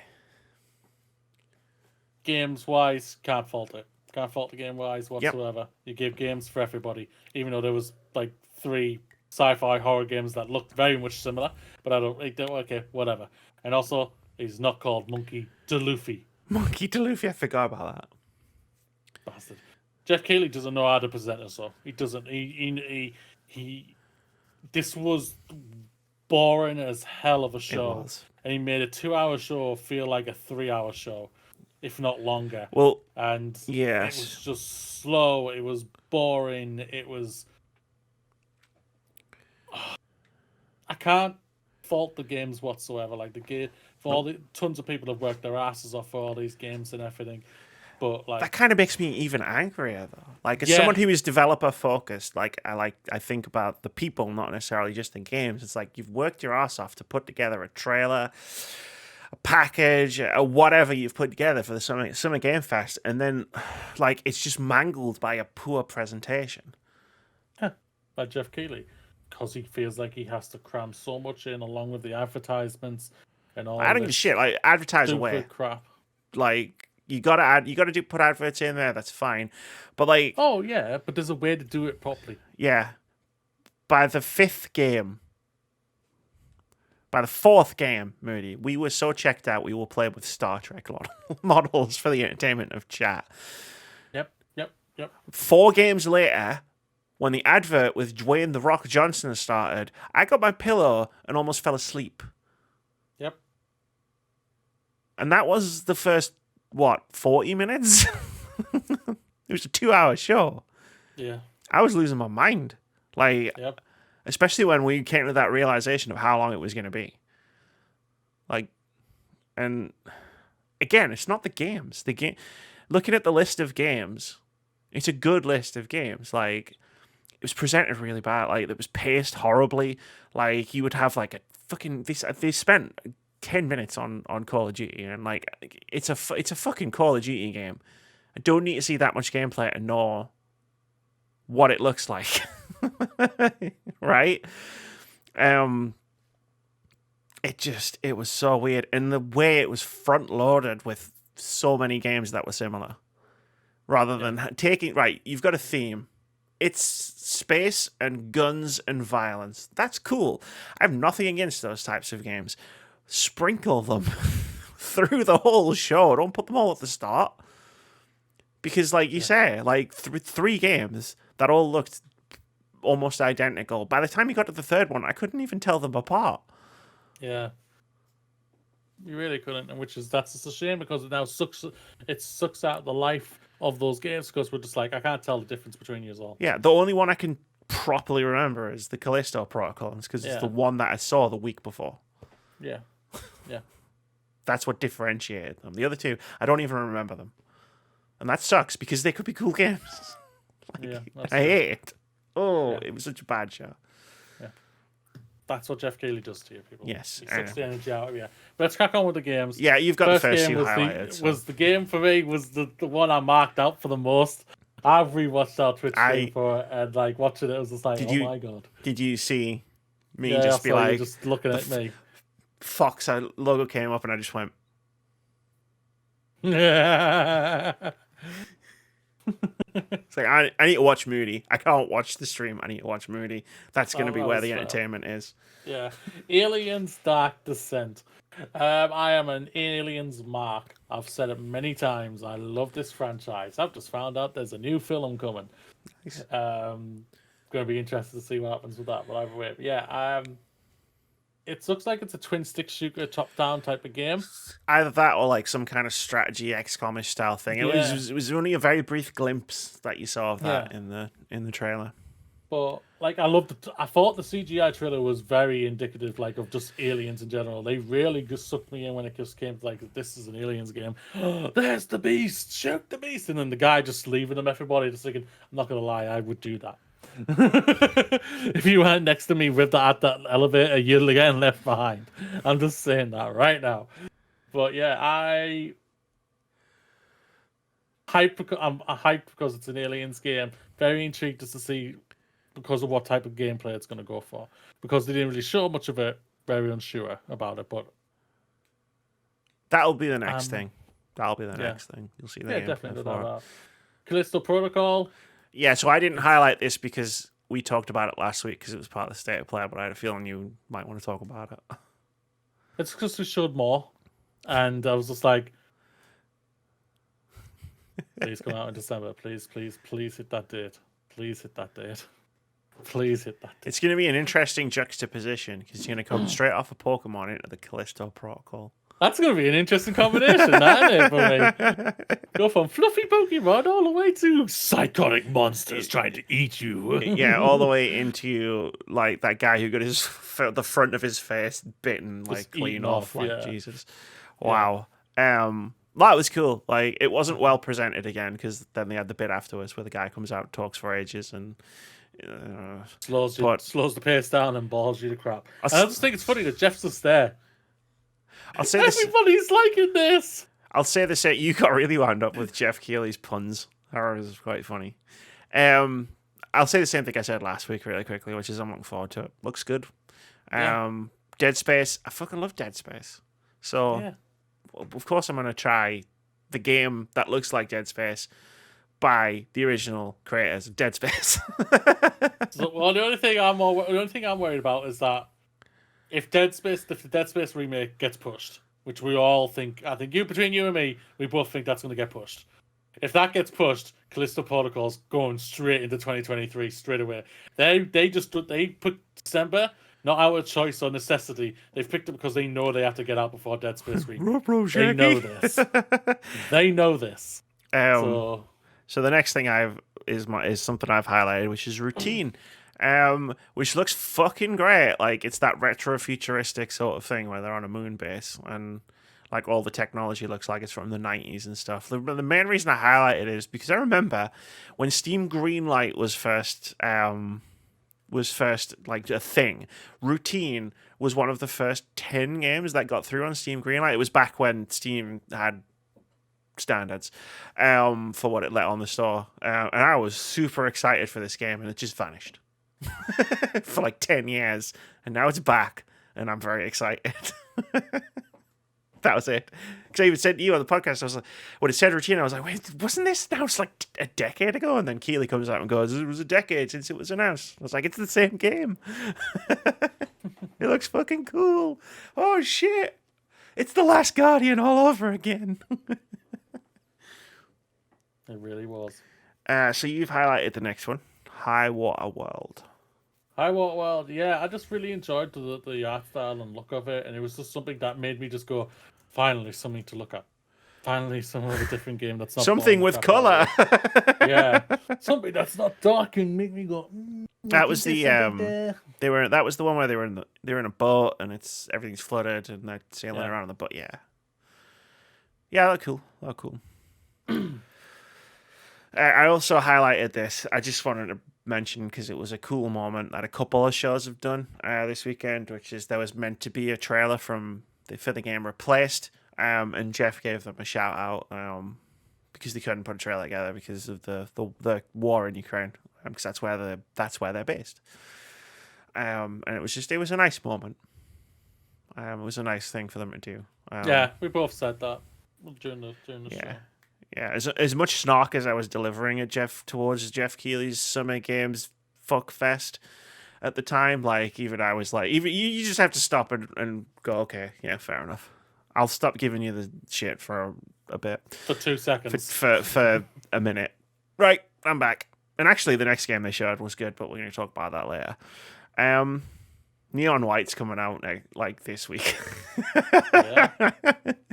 I'm so excited. You saw me stream this game and you saw how much fun I was having with the demo a few months ago. That's it. That's all I gotta say. Like I'm in day one. Like I'm gonna be all over this. That's great. That's what we want to hear. I would have put this one down as well because figured. I picked it for Fantasy Critic Sure Midnight did. Fight Express. I really like the look of this. I just think it's just a very intriguing fighting style game, just a top down fighting game that you're roaming around and you're just fighting people. And I really like the look of it. Looks slick, like the animation, like a key thing. And this is going to come up in one of the reviews I'm putting out this week. A key thing in a game, from any perspective that uses combat, the animation has to be slick. And the slicker the animation, the better the game's going to feel. And from looking at Midnight Fight Express, the animation looks on point. And that goes a long way to selling a game like this. I love the vibe of it. We've only got there's 20 more games that happened. We've got one. I've got one more highlighted. I don't know. I think I'll speak about. Metal Hellsinger. It's a rhythm first person shooter with metal music. Like that's what you do in the rhythm too. And I've seen a couple of people I follow on Twitter who have played the demo. Really love it. Like really, really getting into it. Like Sean Mayer, who's a freelance games journalist, is literally playing it over and over again to climb the leaderboard of the level, and you just can't stop playing it. And I'm like, that's a good sign, because people whose opinions often line up with mine are really enjoying it. And I thought it looked sick when we watched it. So yeah, that's good. Do you want to mention? I guess it'd be unfair not to mention The Last of Us. This was obviously the go-home game for them that was sadly leaked by PlayStation. This is wrong. Well done, PlayStation. You played yourselves. Basically, they would have still done the same thing of what they presented and everything either way. But knowing that we have already known, we knew it was coming, and we knew because of the leak. The ending was just completely sucked out and dryless. Really... for the show itself. I'm going to say some of us might have had so much faith in this game coming out this year. They picked it in their fantasy critic team in January. You did. But I've said on many because I really happy that we're getting a remake of this game. It looks beautiful, and I can't wait to replay this game because it's an amazing story. And like I already stated, earlier on, the Naughty Dog games in general were one of the reasons why I came back to gaming, and then The Last of Us was one of the reasons for that as well. That's and cool. I can't wait just to go back to playing The Last of Us Part 1. As it is now called. Yeah.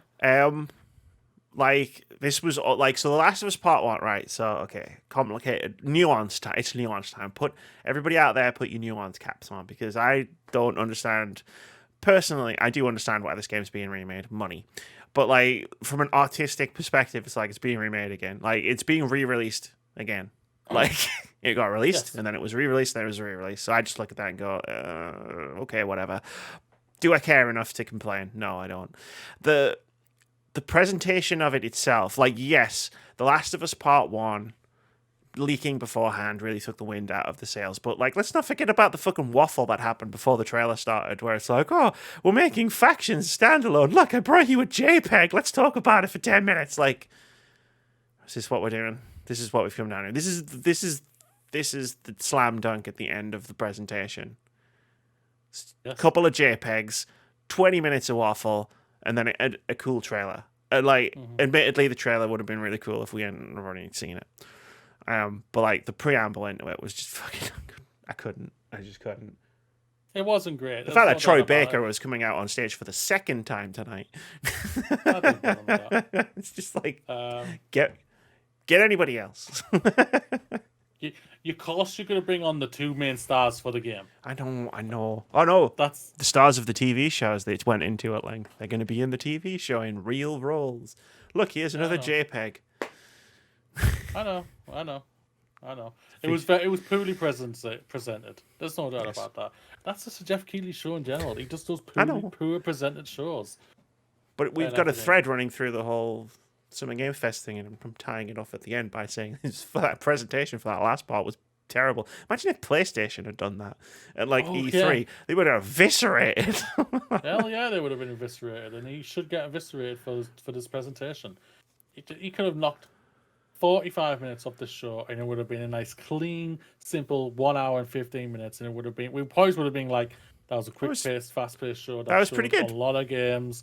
By the end, we shouldn't be coming out of a conference or showcase going, We want to be talking about the game, saying this, so many different games, fantastic, well, for different people, that's amazing, yada yada yada, and championing the games.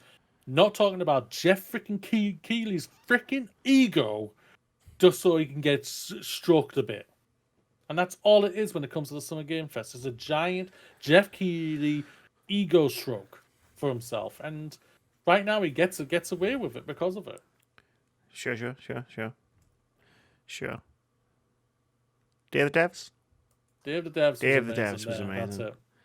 It's fast paced. It was fluent. It kept moving really fast. It spoke to the people who we want to hear from, not from freaking Jeff Keighley. And I powered through after obviously because it followed immediately the Summer Game Fest, and I made a joke to you before the Summer Game Fest started. Oh, the Summer Game Fest is just a pre-show. The whole thing's just a pre-show of Day of the Devs. It really was. Like I powered through and kept reacting to it, and like literally, like I wasn't even exaggerating when I tweeted out as I was watching it. Like this is healing me right now. Like Summer Game Fest was just dragged me right down. Like my enthusiasm for E3, like this 4-day weekend was like in tatters until I watched Day of the Devs, and I was like, this is the shit. And the games were amazing. And I loved seeing every single one of them, but it wasn't just the games and their quality. It was the presentation. It was it was everything, like all together. Like it was just so good. It was such a good show. It was a good show. I'm mad that I talked to a few people and they all bailed after Summer Game Fest because it was bad, and I was like, oh man, you really should have stuck around. I went to bed. Yeah. I was annoyed. I went to bed annoyed. I don't like going to bed annoyed. Who does? But we got a lot of games because I highlighted a lot because I was like, there's some fucking great stuff here. I actually limited myself on how much I was highlighting in here because I could have just done the whole thing. Planet of Lana, which we talked about last year after we saw it for the first time. Looks amazing. Yeah. Genuinely awesome. Don't really have too much more to say about that because we didn't really see much new, but genuinely cannot wait.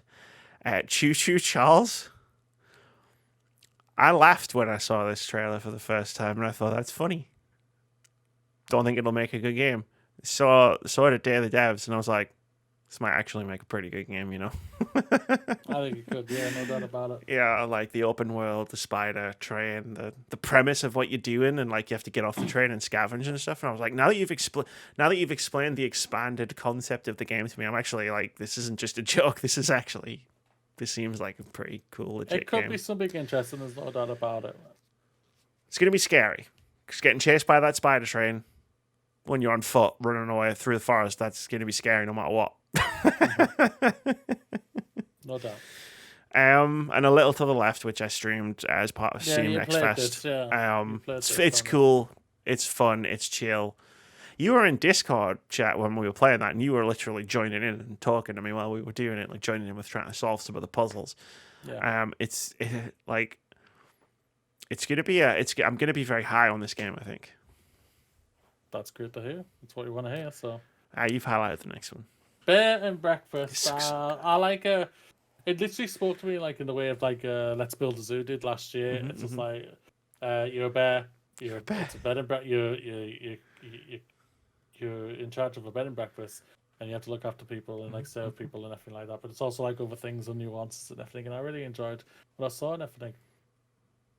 So did I. Like I enjoyed it. Like it looked cool. It's just a cool idea. I think the next game. The next game was highlighted by both of us because, as far as I'm concerned, this was the best thing I saw, and I think you said the same thing, which is Animal Well. Yeah, I won't lie. I think it's fair to say this potentially could be the game of the whole week. You might be right. I'd have to sit with that one for a bit. Potentially. Like there's a few great games out there and everything like that, but yeah. Like when I was seeing it and stuff, and I was like. You can watch it back on the stream. I was noticing things before the developer said it, like the dynamic lighting. I was like, it's a pixel art game. It has dynamic lighting. Like, you can see it. And I was just like, this, like, from a technical standpoint, like, this is an incredibly impressive game. And then you hear the dev talking about it where it's like, well, a 4K TV has, like, 4,000 times the amount of pixels or whatever he said, which just means I have 4,000 times the amount of, like, processing power per pixel. and he's approached it like in such a cool way to like, and the end result looks really fucking just looks incredible. Like It does look amazing, yeah, no doubt about it. I love pixel art games. me I think they too. get a bad rap from a lot of people these days, and it's just Stupid like people. you're crazy. You're absolutely crazy. If you can't think that's not beautiful, I don't know what's wrong It with was such a beautiful game, and like I love the technical aspect of it. Like I couldn't get over it, Mooney. Like when I saw this game, I was just like, I agree. "What on earth did I just I see?" agree. Because in your head, when you think pixel art game, and I love pixel art just as probably not just as much as you, but a lot.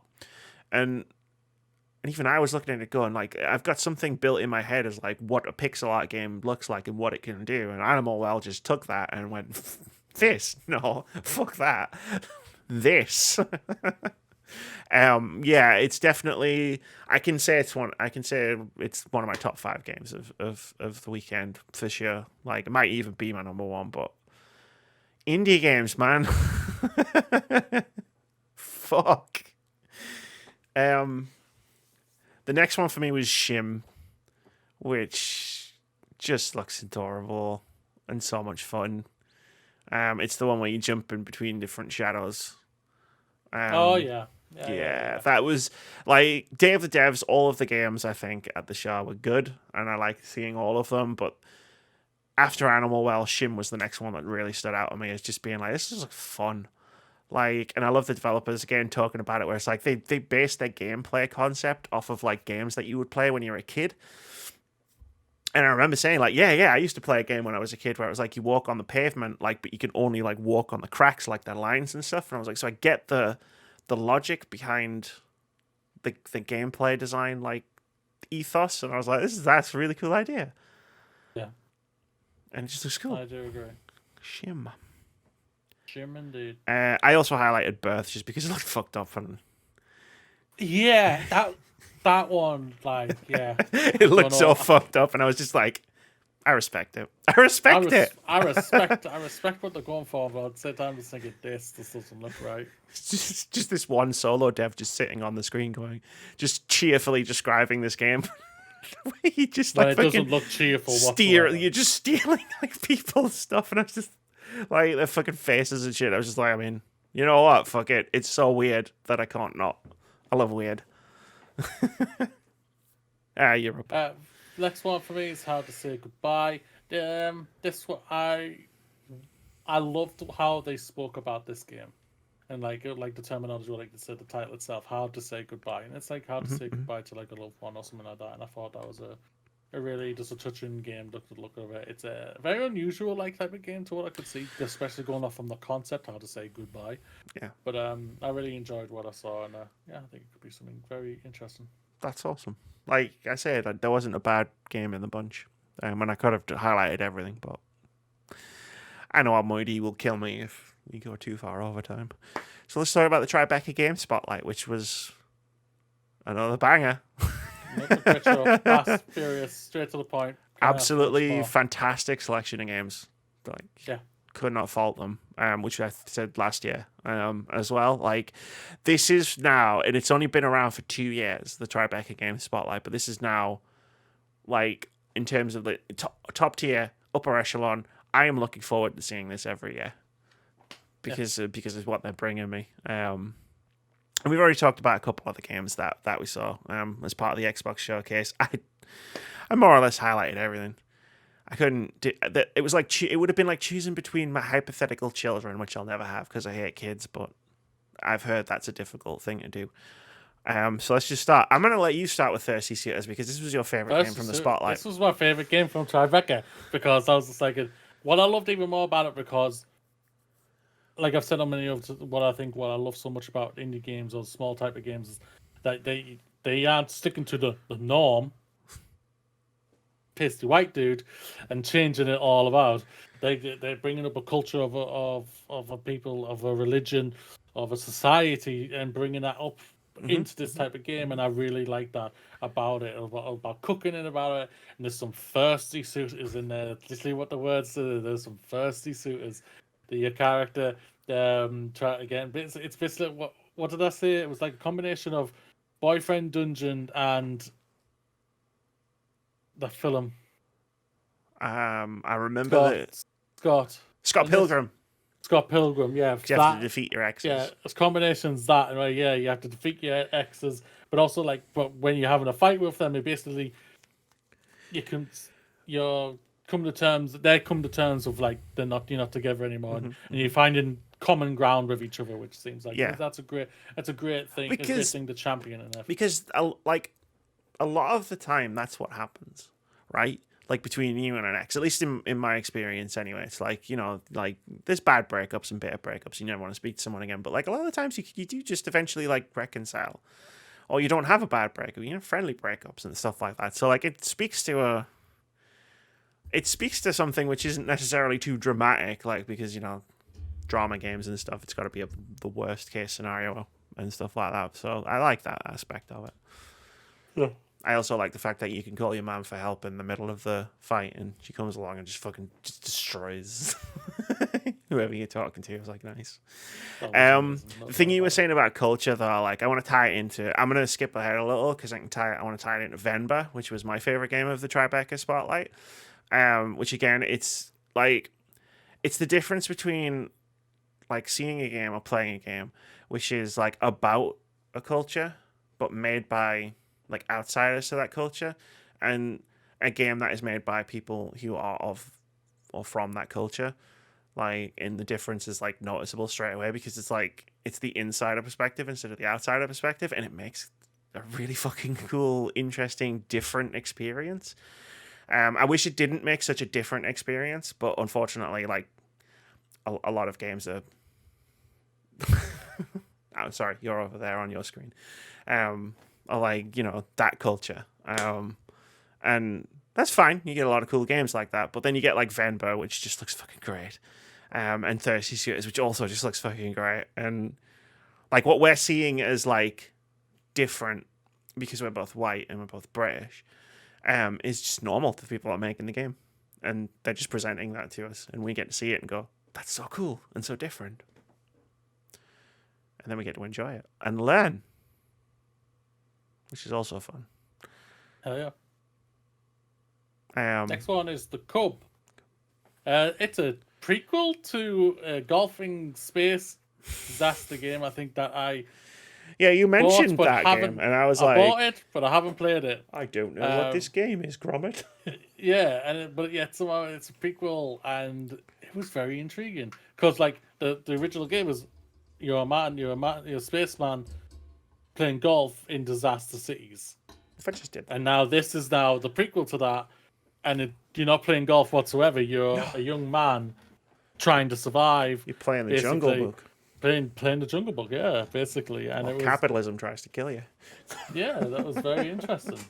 I enjoyed the look of it. I thought it was very intriguing. That doesn't work either. Yeah, it did look cool. It was. I think. I can't remember how many games I'd not heard of. From this spotlight, because we knew all the games in advance, and I hadn't heard of this one like before watching Tribeca, so it was cool. I was very pleasantly surprised. Oxenfree 2 Lost Signals. I mean, I'm a massive fan of the first Oxenfree. So like the fact that it's getting a sequel is really exciting for me, and it looks really good. Like, I don't know, like it looks like more Oxenfree right now. To me. Is that good or a bad thing? It's a good thing. Like I say, I love the first one. Like, I'm sure there's like the time travel stuff, like because they did the thing where they opened the portal and went through, and it was like 18 whatever it was, in the trailer. That stuff looks new. Yeah. But no, like I'm down for more. Like it does this thing that not a lot of games do. Like especially 2D games and stuff, but any games where it's like you can walk and explore the level and talk at the same time and like choose dialogue options and stuff, which you wouldn't think is as big a deal, but having played Oxenfree and like because it's all just assigned to the D-pad or the face, one of the two, and like so the two characters are having a conversation. And then when it comes time for you to respond, you can just keep doing what you're doing, and then you just push a button to whichever reply you want to do, and it doesn't break the flow. Whereas like most other games, it would be like you have to stop to talk, and then once the conversation's over, you can keep playing. You know, and it's such a little thing, but it was awesome. It felt And that's so what good. we want to hear. So, I'm annoyed more people aren't doing that. what, me yawning? Yawning, no. No. Walk and talk in a video game, being able to continue to explore or play the game while having a conversation. I think it's a slow thing that's starting to happen, but yeah, I see where you're coming from. But yeah, anyway, Oxenfree 2 looks cool. Immortality, I still don't.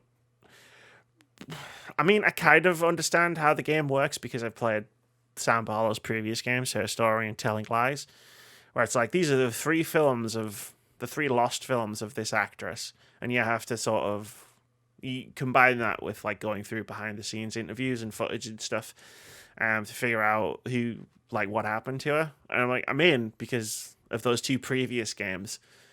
I love the fact that the two people they were interviewing, Sam Barlow, and I think there was somebody else off of the team, were doing the Blair Witch style marketing thing where they were like, this is just all the footage. Like, this was an actress. Like, this is totally real. Like, to the point where I actually Googled it to see if it was actually a real actress. And then I was like, no, it's not. But you got me for a second. So well played. Well played indeed. Yeah. It's going to be weird. And like I said before, I'm into weird games. And the last one was American Arcadia, which we'd seen the night before, but we got a better look at the Tribeca Spotlight. You liked it a lot as well. Yeah. I really liked the art style. I thought it was a really intriguing style they've gone for. I think it was very playful and everything. Very what era would you say the art style's going for? 80s? I'd say it's like a 70s. 70s, yeah. Whatever Deathloop was. yeah, and I think they're nailing the vibe of it. So yeah, I think it's definitely. and I like the sassiness of the woman character telling you what the character to do. Yeah, I like that. Because the first part is like a a Truman Show type thing, where it's like the Arcadia is the perfect city, and everybody lives, but it's a TV show, in secret. But then you're not very entertaining, so you have to run and escape. So that's like a 2D, 2.5D action platformer type thing. But then there's also the woman who's helping you, and you get to do her sections of the gameplay, which is like puzzle focused, first person. And I was like, it's cool because it'll break things up quite nicely. But I can't say I saw anything in this thing that turned me off. Like, it all looked really cool. Which just that could be the tagline for the Tribeca Games Spotlight. It all looks really cool. I'll be interested because they pick after the Tribeca's over on June 19th. They'll pick one of their selections as like the game of the show, and I'll be interested to see what their game of the show is because I completely guessed wrong last year. So I'm not even going to try this time. Mooney, the Devolver Digital countdown to marketing. It was a countdown, all right. It was a countdown indeed. This was an amazing show. It was so funny, so over the top. And I really get into it. And I like how it wasn't long, like 30 minutes. Yeah, really fast paced. Yeah, They don't stick around. They get in and get out really fast, and it's really fun. Good show. Can't follow. Yeah, it's Devolver's usual insanity. You either like it or you don't. Yeah, that's it. Like if you don't, just watch the trailers afterwards. If you do, Mecha Suda comes out. It's a whole thing. Like Microsoft bought Bethesda again just for fun. The video game singularity happens. It's Annapurna. That really made me laugh. That really made me laugh. Annapurna got acquired. Was it like Mountain Dew got acquired by Annapurna? Annapurna actually tweeted during that whole thing, and it was chaos. But the games, they're all highlighted. There was 4 of them. Yeah. Cult of Lamb. This is a game we already know about. It's coming out soon. I can't. I think just the art style and everything like that just is completely bonkers. Then you throw in with the gameplay. It looks like they're going for, and like you can build in the place, but you also have to defend it. I think it's Yeah. really really canny. It really looks. I really like the look of it. So I like the look of the game. However, There's about cute animals, and it looks like bad things are going to happen to them, and I don't know if I can put myself through that. So I'm gonna wait and see on it. For no other reason than that. That's fair. Like I'm over. Like I was longer conversation about different thing. I hate hunting animals in video games, and I'm sick of it. You must say a lot of video games. I do. Of them. I do. Only the open world AAA ones though. Angerfoot gets my award. That I'm just making up right now for game with the best name of E3. It's a game where you run around, you fucking kick things. Someone played like I know the game's been in development for a few weeks, but I want to make the joke anyway. Someone played Deathloop and really enjoyed the kicking. It just looks like fun. Just run around, kick everything. While I'm giving out made up awards, game that blew Amy's mind. I think it blew everyone's mind. I saw everyone on my side on Twitter talking about this the game. Plucky Squire. Yeah. I think this and what was the other game I said? Animal Well are probably the two games.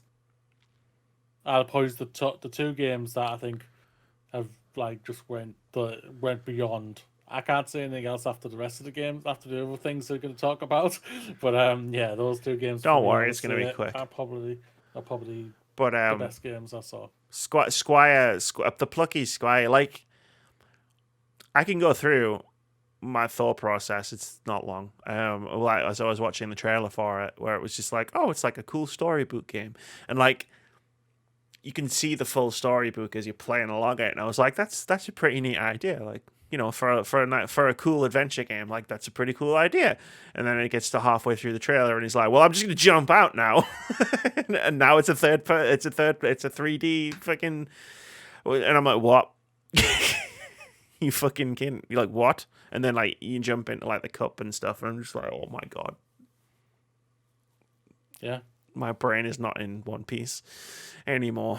This is what I'm talking about when I say I think a lot of things are very generic and the same these days. But when you see this, like you did, like the trailer was just like a generic side scroller. Let's just be a little bit frank and fair here to it. It seemed like it was a little bit generic. It had some fun parts, like the book is like this shape. That it's just the world of the book, and it follows you around, and you see the edges of the book. That's really the tip of the hat to you type of thing. But then you jump out and you become a 3D character, and you go, wait, what?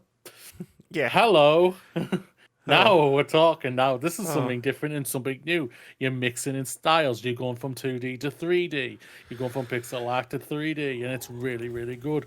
And you're changing the combat style as well. What does make or the control scheme style even more? And that's what's just like what I think worked so well for me for It Takes Two last year. They changed things up so many times. It was always different and fresh. This could be the same type of thing when it comes out. Yeah. Sorry, just clearing my throat. Their last game was really stylish. Like it was a vibe, skate story.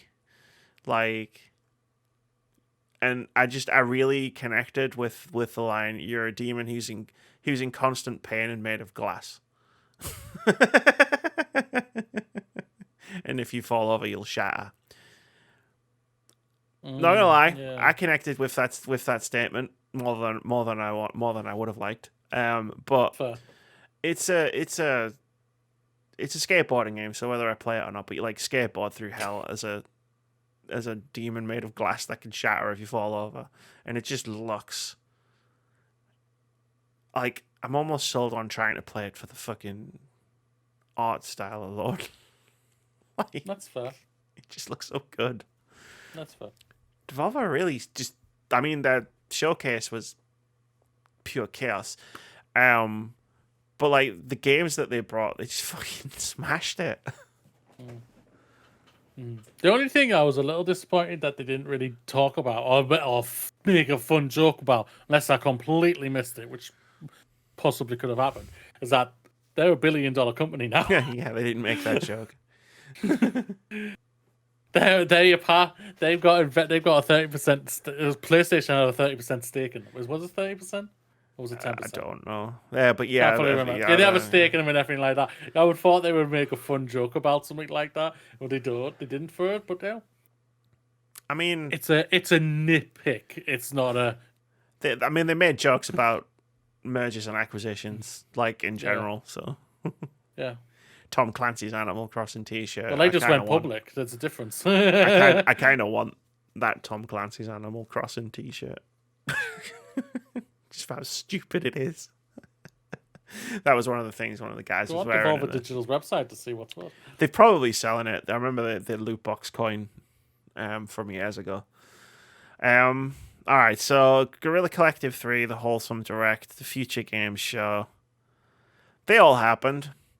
Now, I wasn't going to do an overall thoughts of each show because they're very different types, just especially the Wholesome Direct and the Guerrilla Collective. They're just literally trailer. They're not necessarily shows so much as they're just here's shitloads of games. But all combined, there must have been about 200 games flashed before my eyes on Saturday afternoon. Moody could tell my brain was scrambled when we sat down to play the Quarry later. So I'm gonna just talk briefly about some games that jumped out at me. I know Moody didn't watch those conferences, direct, whatever you want to call them. I've probably missed some stuff that I really liked. I apologize if that's the case, but again, 200 plus games were beamed in front of my eyes over the space of 4 hours. I'm not going to be able to remember everything that happened. So let's quickly just go through them. I was meant to not highlight that one. So Boundary is the first one I was going to mention, which is a first-person arena multiplayer shooter in space. I played this at EGX 3 years ago, and you're in a spacesuit with guns, and you're floating around the International Space Station, and you have to use momentum and the lack of gravity and the guns and stuff to like move around. You've got like jetpacks to like fly around and stuff, and it's actually really fun. Like I played it on a PS4 3 years ago, and it was nice to see it again. Cool. Signalis, which was a Tribeca Games Spotlight 2021 selection, is coming out in August. That was at the Guerrilla Collective. Looks cool. Very cool, very trippy. Almost anime-ish horror game. Like they did this thing where they, like at the Guerrilla Collective, where they blocked everything up. So they started with like a certain type of game, and then they were like, here's all of our horror trailers, and here's all of our this trailers, and here's all of our RPGs, and here's all of our action games. It was quite an interesting way to do the show. Jeff Keighley.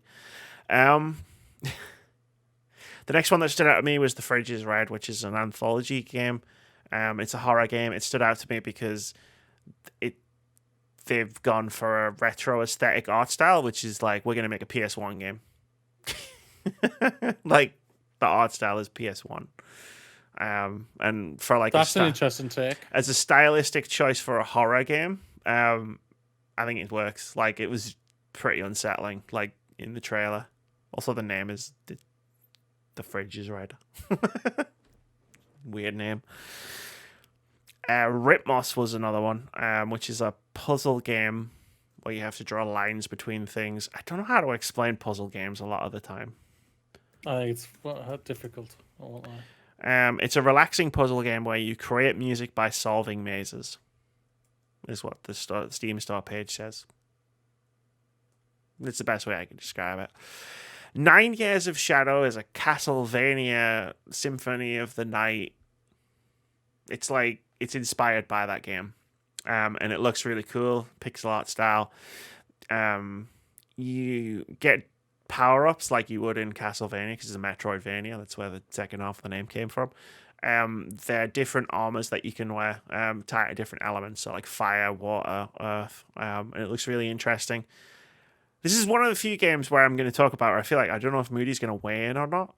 But the next game was WrestleQuest, which is it's an RPG, and like you fight famous wrestlers. But it's a full on RPG. Okay. Yeah, the ultimate pro wrestling adventure. I'll read the Steam store description. Tag team with Destiny. Pro wrestling and RPG fantasy collide in the ultimate pixel-powered adventure. Macho Man Randy Savage and tons of other icons offer guidance as you powerbomb your way to glory beyond the ring. The hero's journey ain't just an epic quest, it's WrestleQuest. I don't know whether you might have already heard of it or not. Not that I know of. I haven't heard of it. But it's a proper like fantasy RPG, but it's wrestling. Like that's the world. Let's have a look-sees. Keylocker just look cool. It's a turn-based RPG. It's a cyberpunk one. Looked really cool. River Trails. I think it's Trails. I don't know. If you search Google for River Trails, you get River Trails, actual real life River Trails. It might be Rivertail. Rivertail's throwing it together. It's an asymmetrical co-op game, adventure game.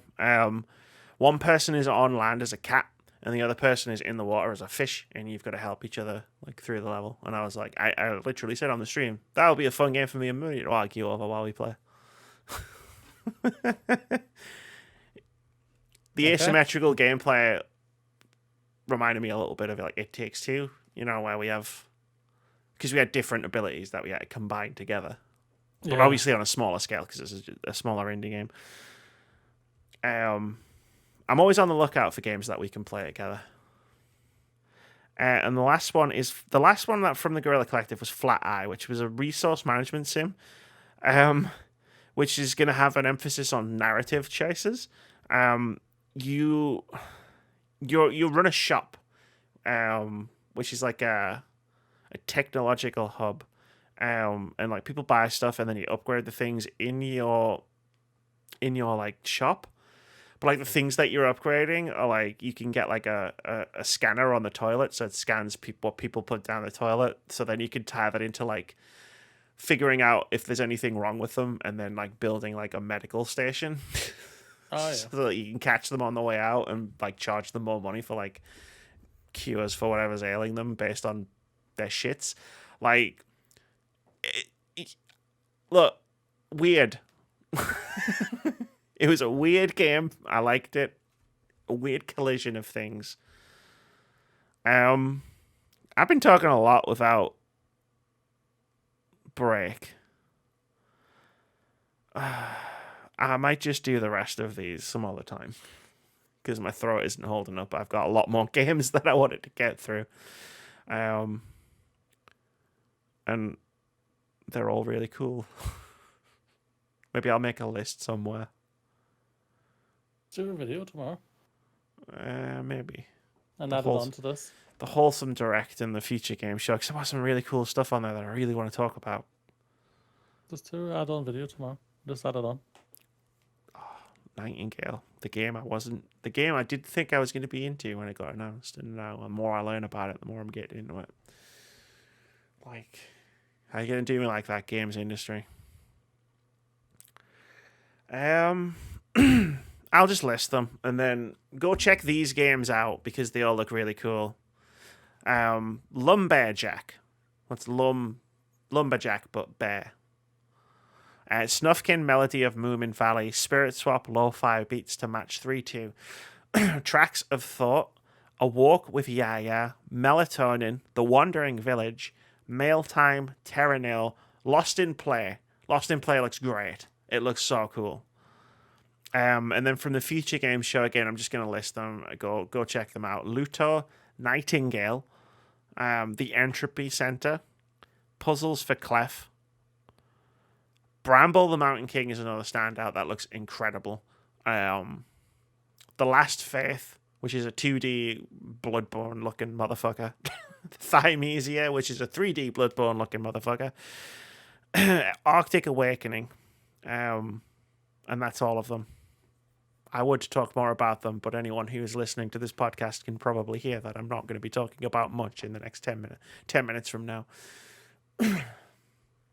Moody, Amy, shall we do the last couple of bits? go for it. It's games out this week, which is self-explanatory. These are the games that are coming out this week. Everything's concentrated on June 16th, because on June 16th, 4 games are coming out. On June 16th, we got Neon White coming to Switch and PC. Neon White is a single-player speedrunning FPS where you can sacrifice your guns for godlike parkour moves. You've also got Teenage Mutant Ninja Turtles Shredder's Revenge coming to PlayStation, Xbox, Switch, and PC, and will also be available on Game Pass. Didn't see that one coming. Teenage Mutant Ninja Turtles Shredder's Revenge reunites Leonardo, Michelangelo, Donatello, and Raphael as they kick shell in a beautifully realized beat-em-up.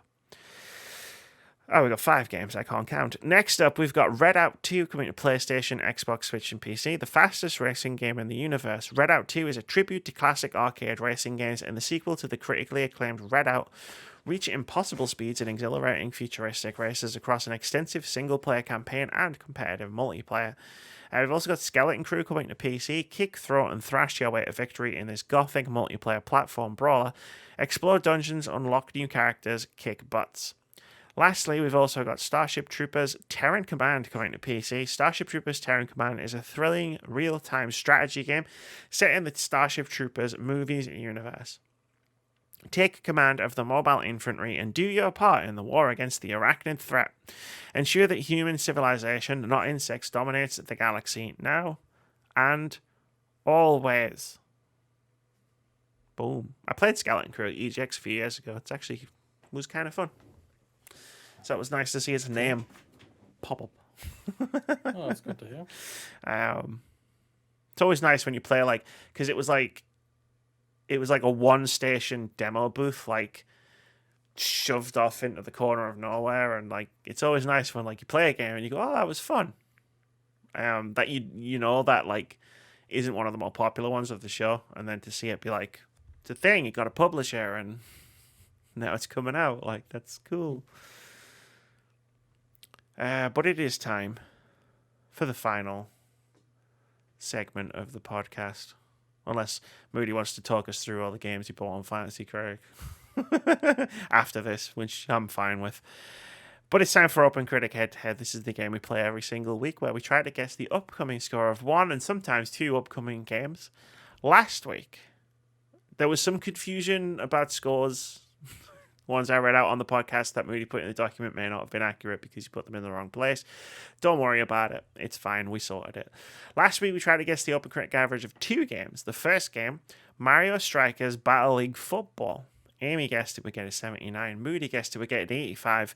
Tori guessed it would get an 89. And at the time of recording, Mario Strikers Battle League Football has an OpenCritic average of 76.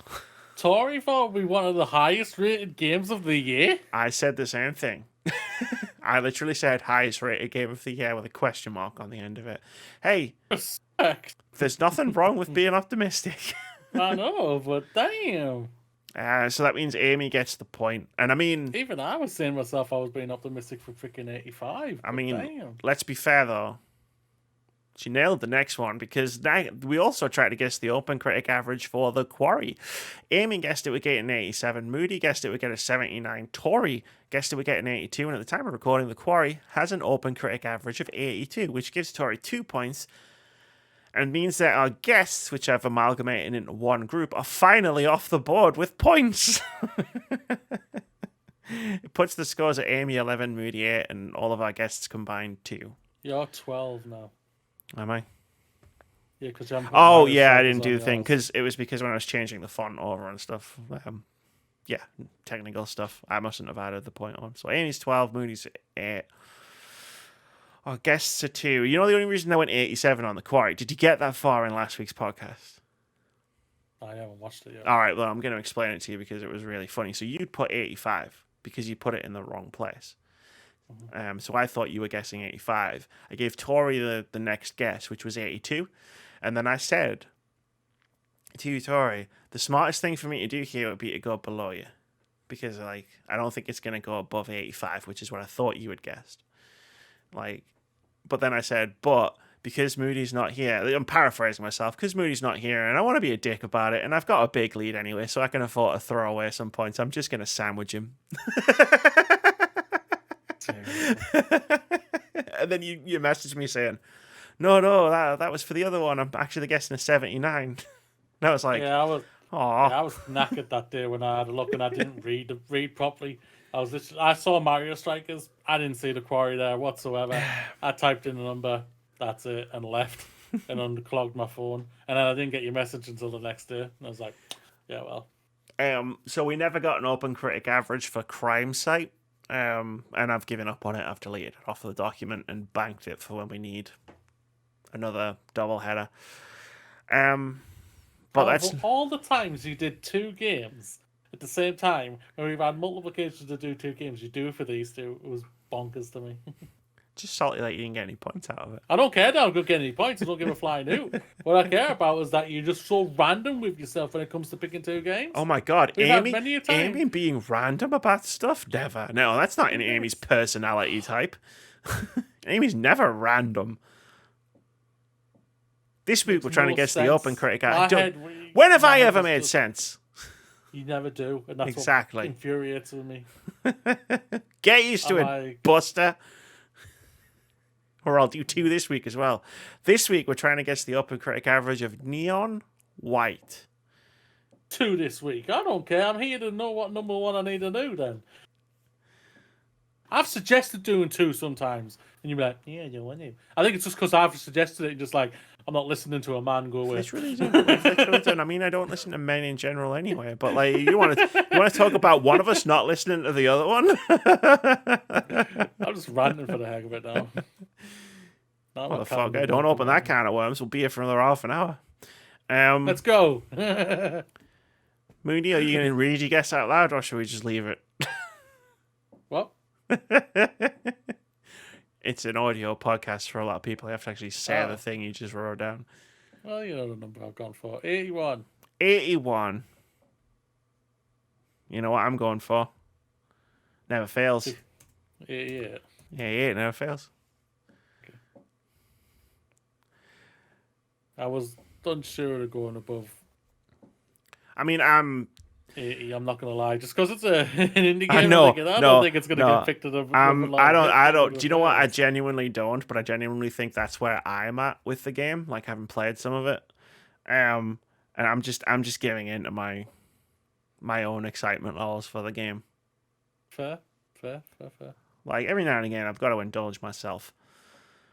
Do you want to do a quick fantasy critic check-in, because a lot happened this week?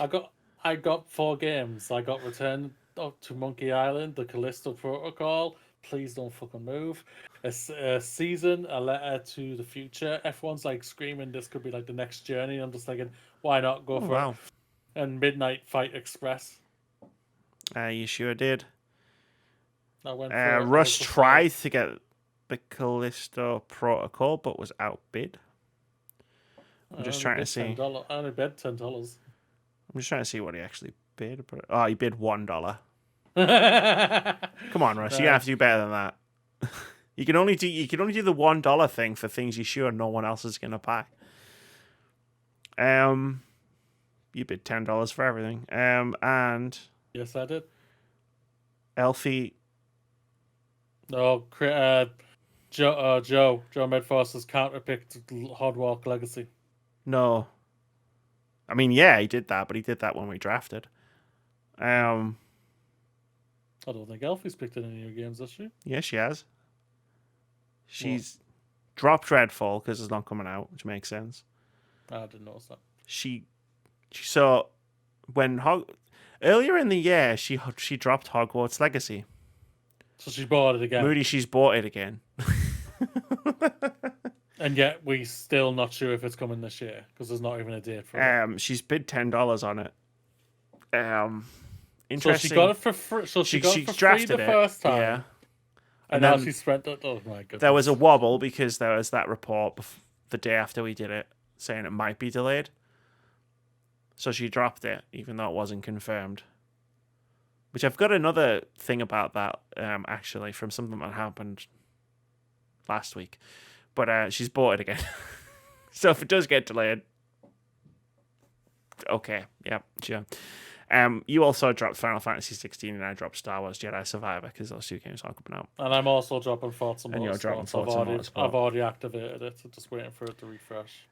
So last week Russ picked up. That's all of my games. That's all of my games I can't do anymore unless it's like a game that. Yeah, I think you can still drop stuff. I can still drop one more, but it has to be a game that before it gets delayed. Yeah. So last week Russ bought Lord of the Rings Gollum, which, I don't know much about the game, so that's not what I'm here to comment on. What I'm here to comment on is I counterpicked Asterigos, the game that he drafted that I never heard of, so I decided to counterpick it because I didn't know if it was going to come out this year. Oh, he's dropped it. He's dropped it. There was a trailer at the Guerrilla Collective yesterday for it that says it's coming out fall 2022. Now, whether that's actually going to stick to that or not, is debatable. Like, maybe it will, maybe it won't. But I just, why is everybody dropping games that might be coming out? Like, you can wait, right? Elfie and Russ both had space in their teams. I'm baffled, Moody. I'm baffled as well. I'm baffled. Why would you buy it back? Mm-hmm. Why would you drop it? I don't know. I'm confused. It's just I was really from a fantasy critic perspective, I was happy about Final Fantasy 16 finally getting announced for next year, because my worry was they were going to say it's coming out in November, and then I was going to have to wait for them to delay it, which I knew they would. Yeah. Annoyed that you bid for Star Wars, and then I saw you bid for Star Wars and thought, I'm not letting that motherfucker have Star Wars, and outbid you, and now I've had to drop it because it's not. Did you know it was me? I didn't know it was you. Well, so it doesn't tell me who bid for it, but I saw a bid. That's why I was asking. I saw a bid on for Star Wars, and I deduced using my deduction powers that Moody was the one who bid on it. Basically, that's why the response was, I'm not letting that motherfucker have Star Wars. No, I wish I'd let that motherfucker have Star Wars. Oh, that's going to do it for episode 308 of the Words About Games podcast. E3. 3 edition. Yeah. I think I might make a Twitter thread of those games that I listed but didn't get to talk about. That seems like a good thing. And then I'll put the link. We talk a lot. And then I'll put the link in the description. We talk a lot. It was always going to happen. You had Xbox. Oh, big style. We had Xbox. We had Day of the Devs. And we were gonna whine about Jeff Keighley. We were, yeah. Star Trek ships. Moody, I was falling asleep. Literally. On camera. On stream. That was the one stream we were on camera for, apart from the quarry. Like, on camera. Can you imagine if I'd have fallen asleep on the stream?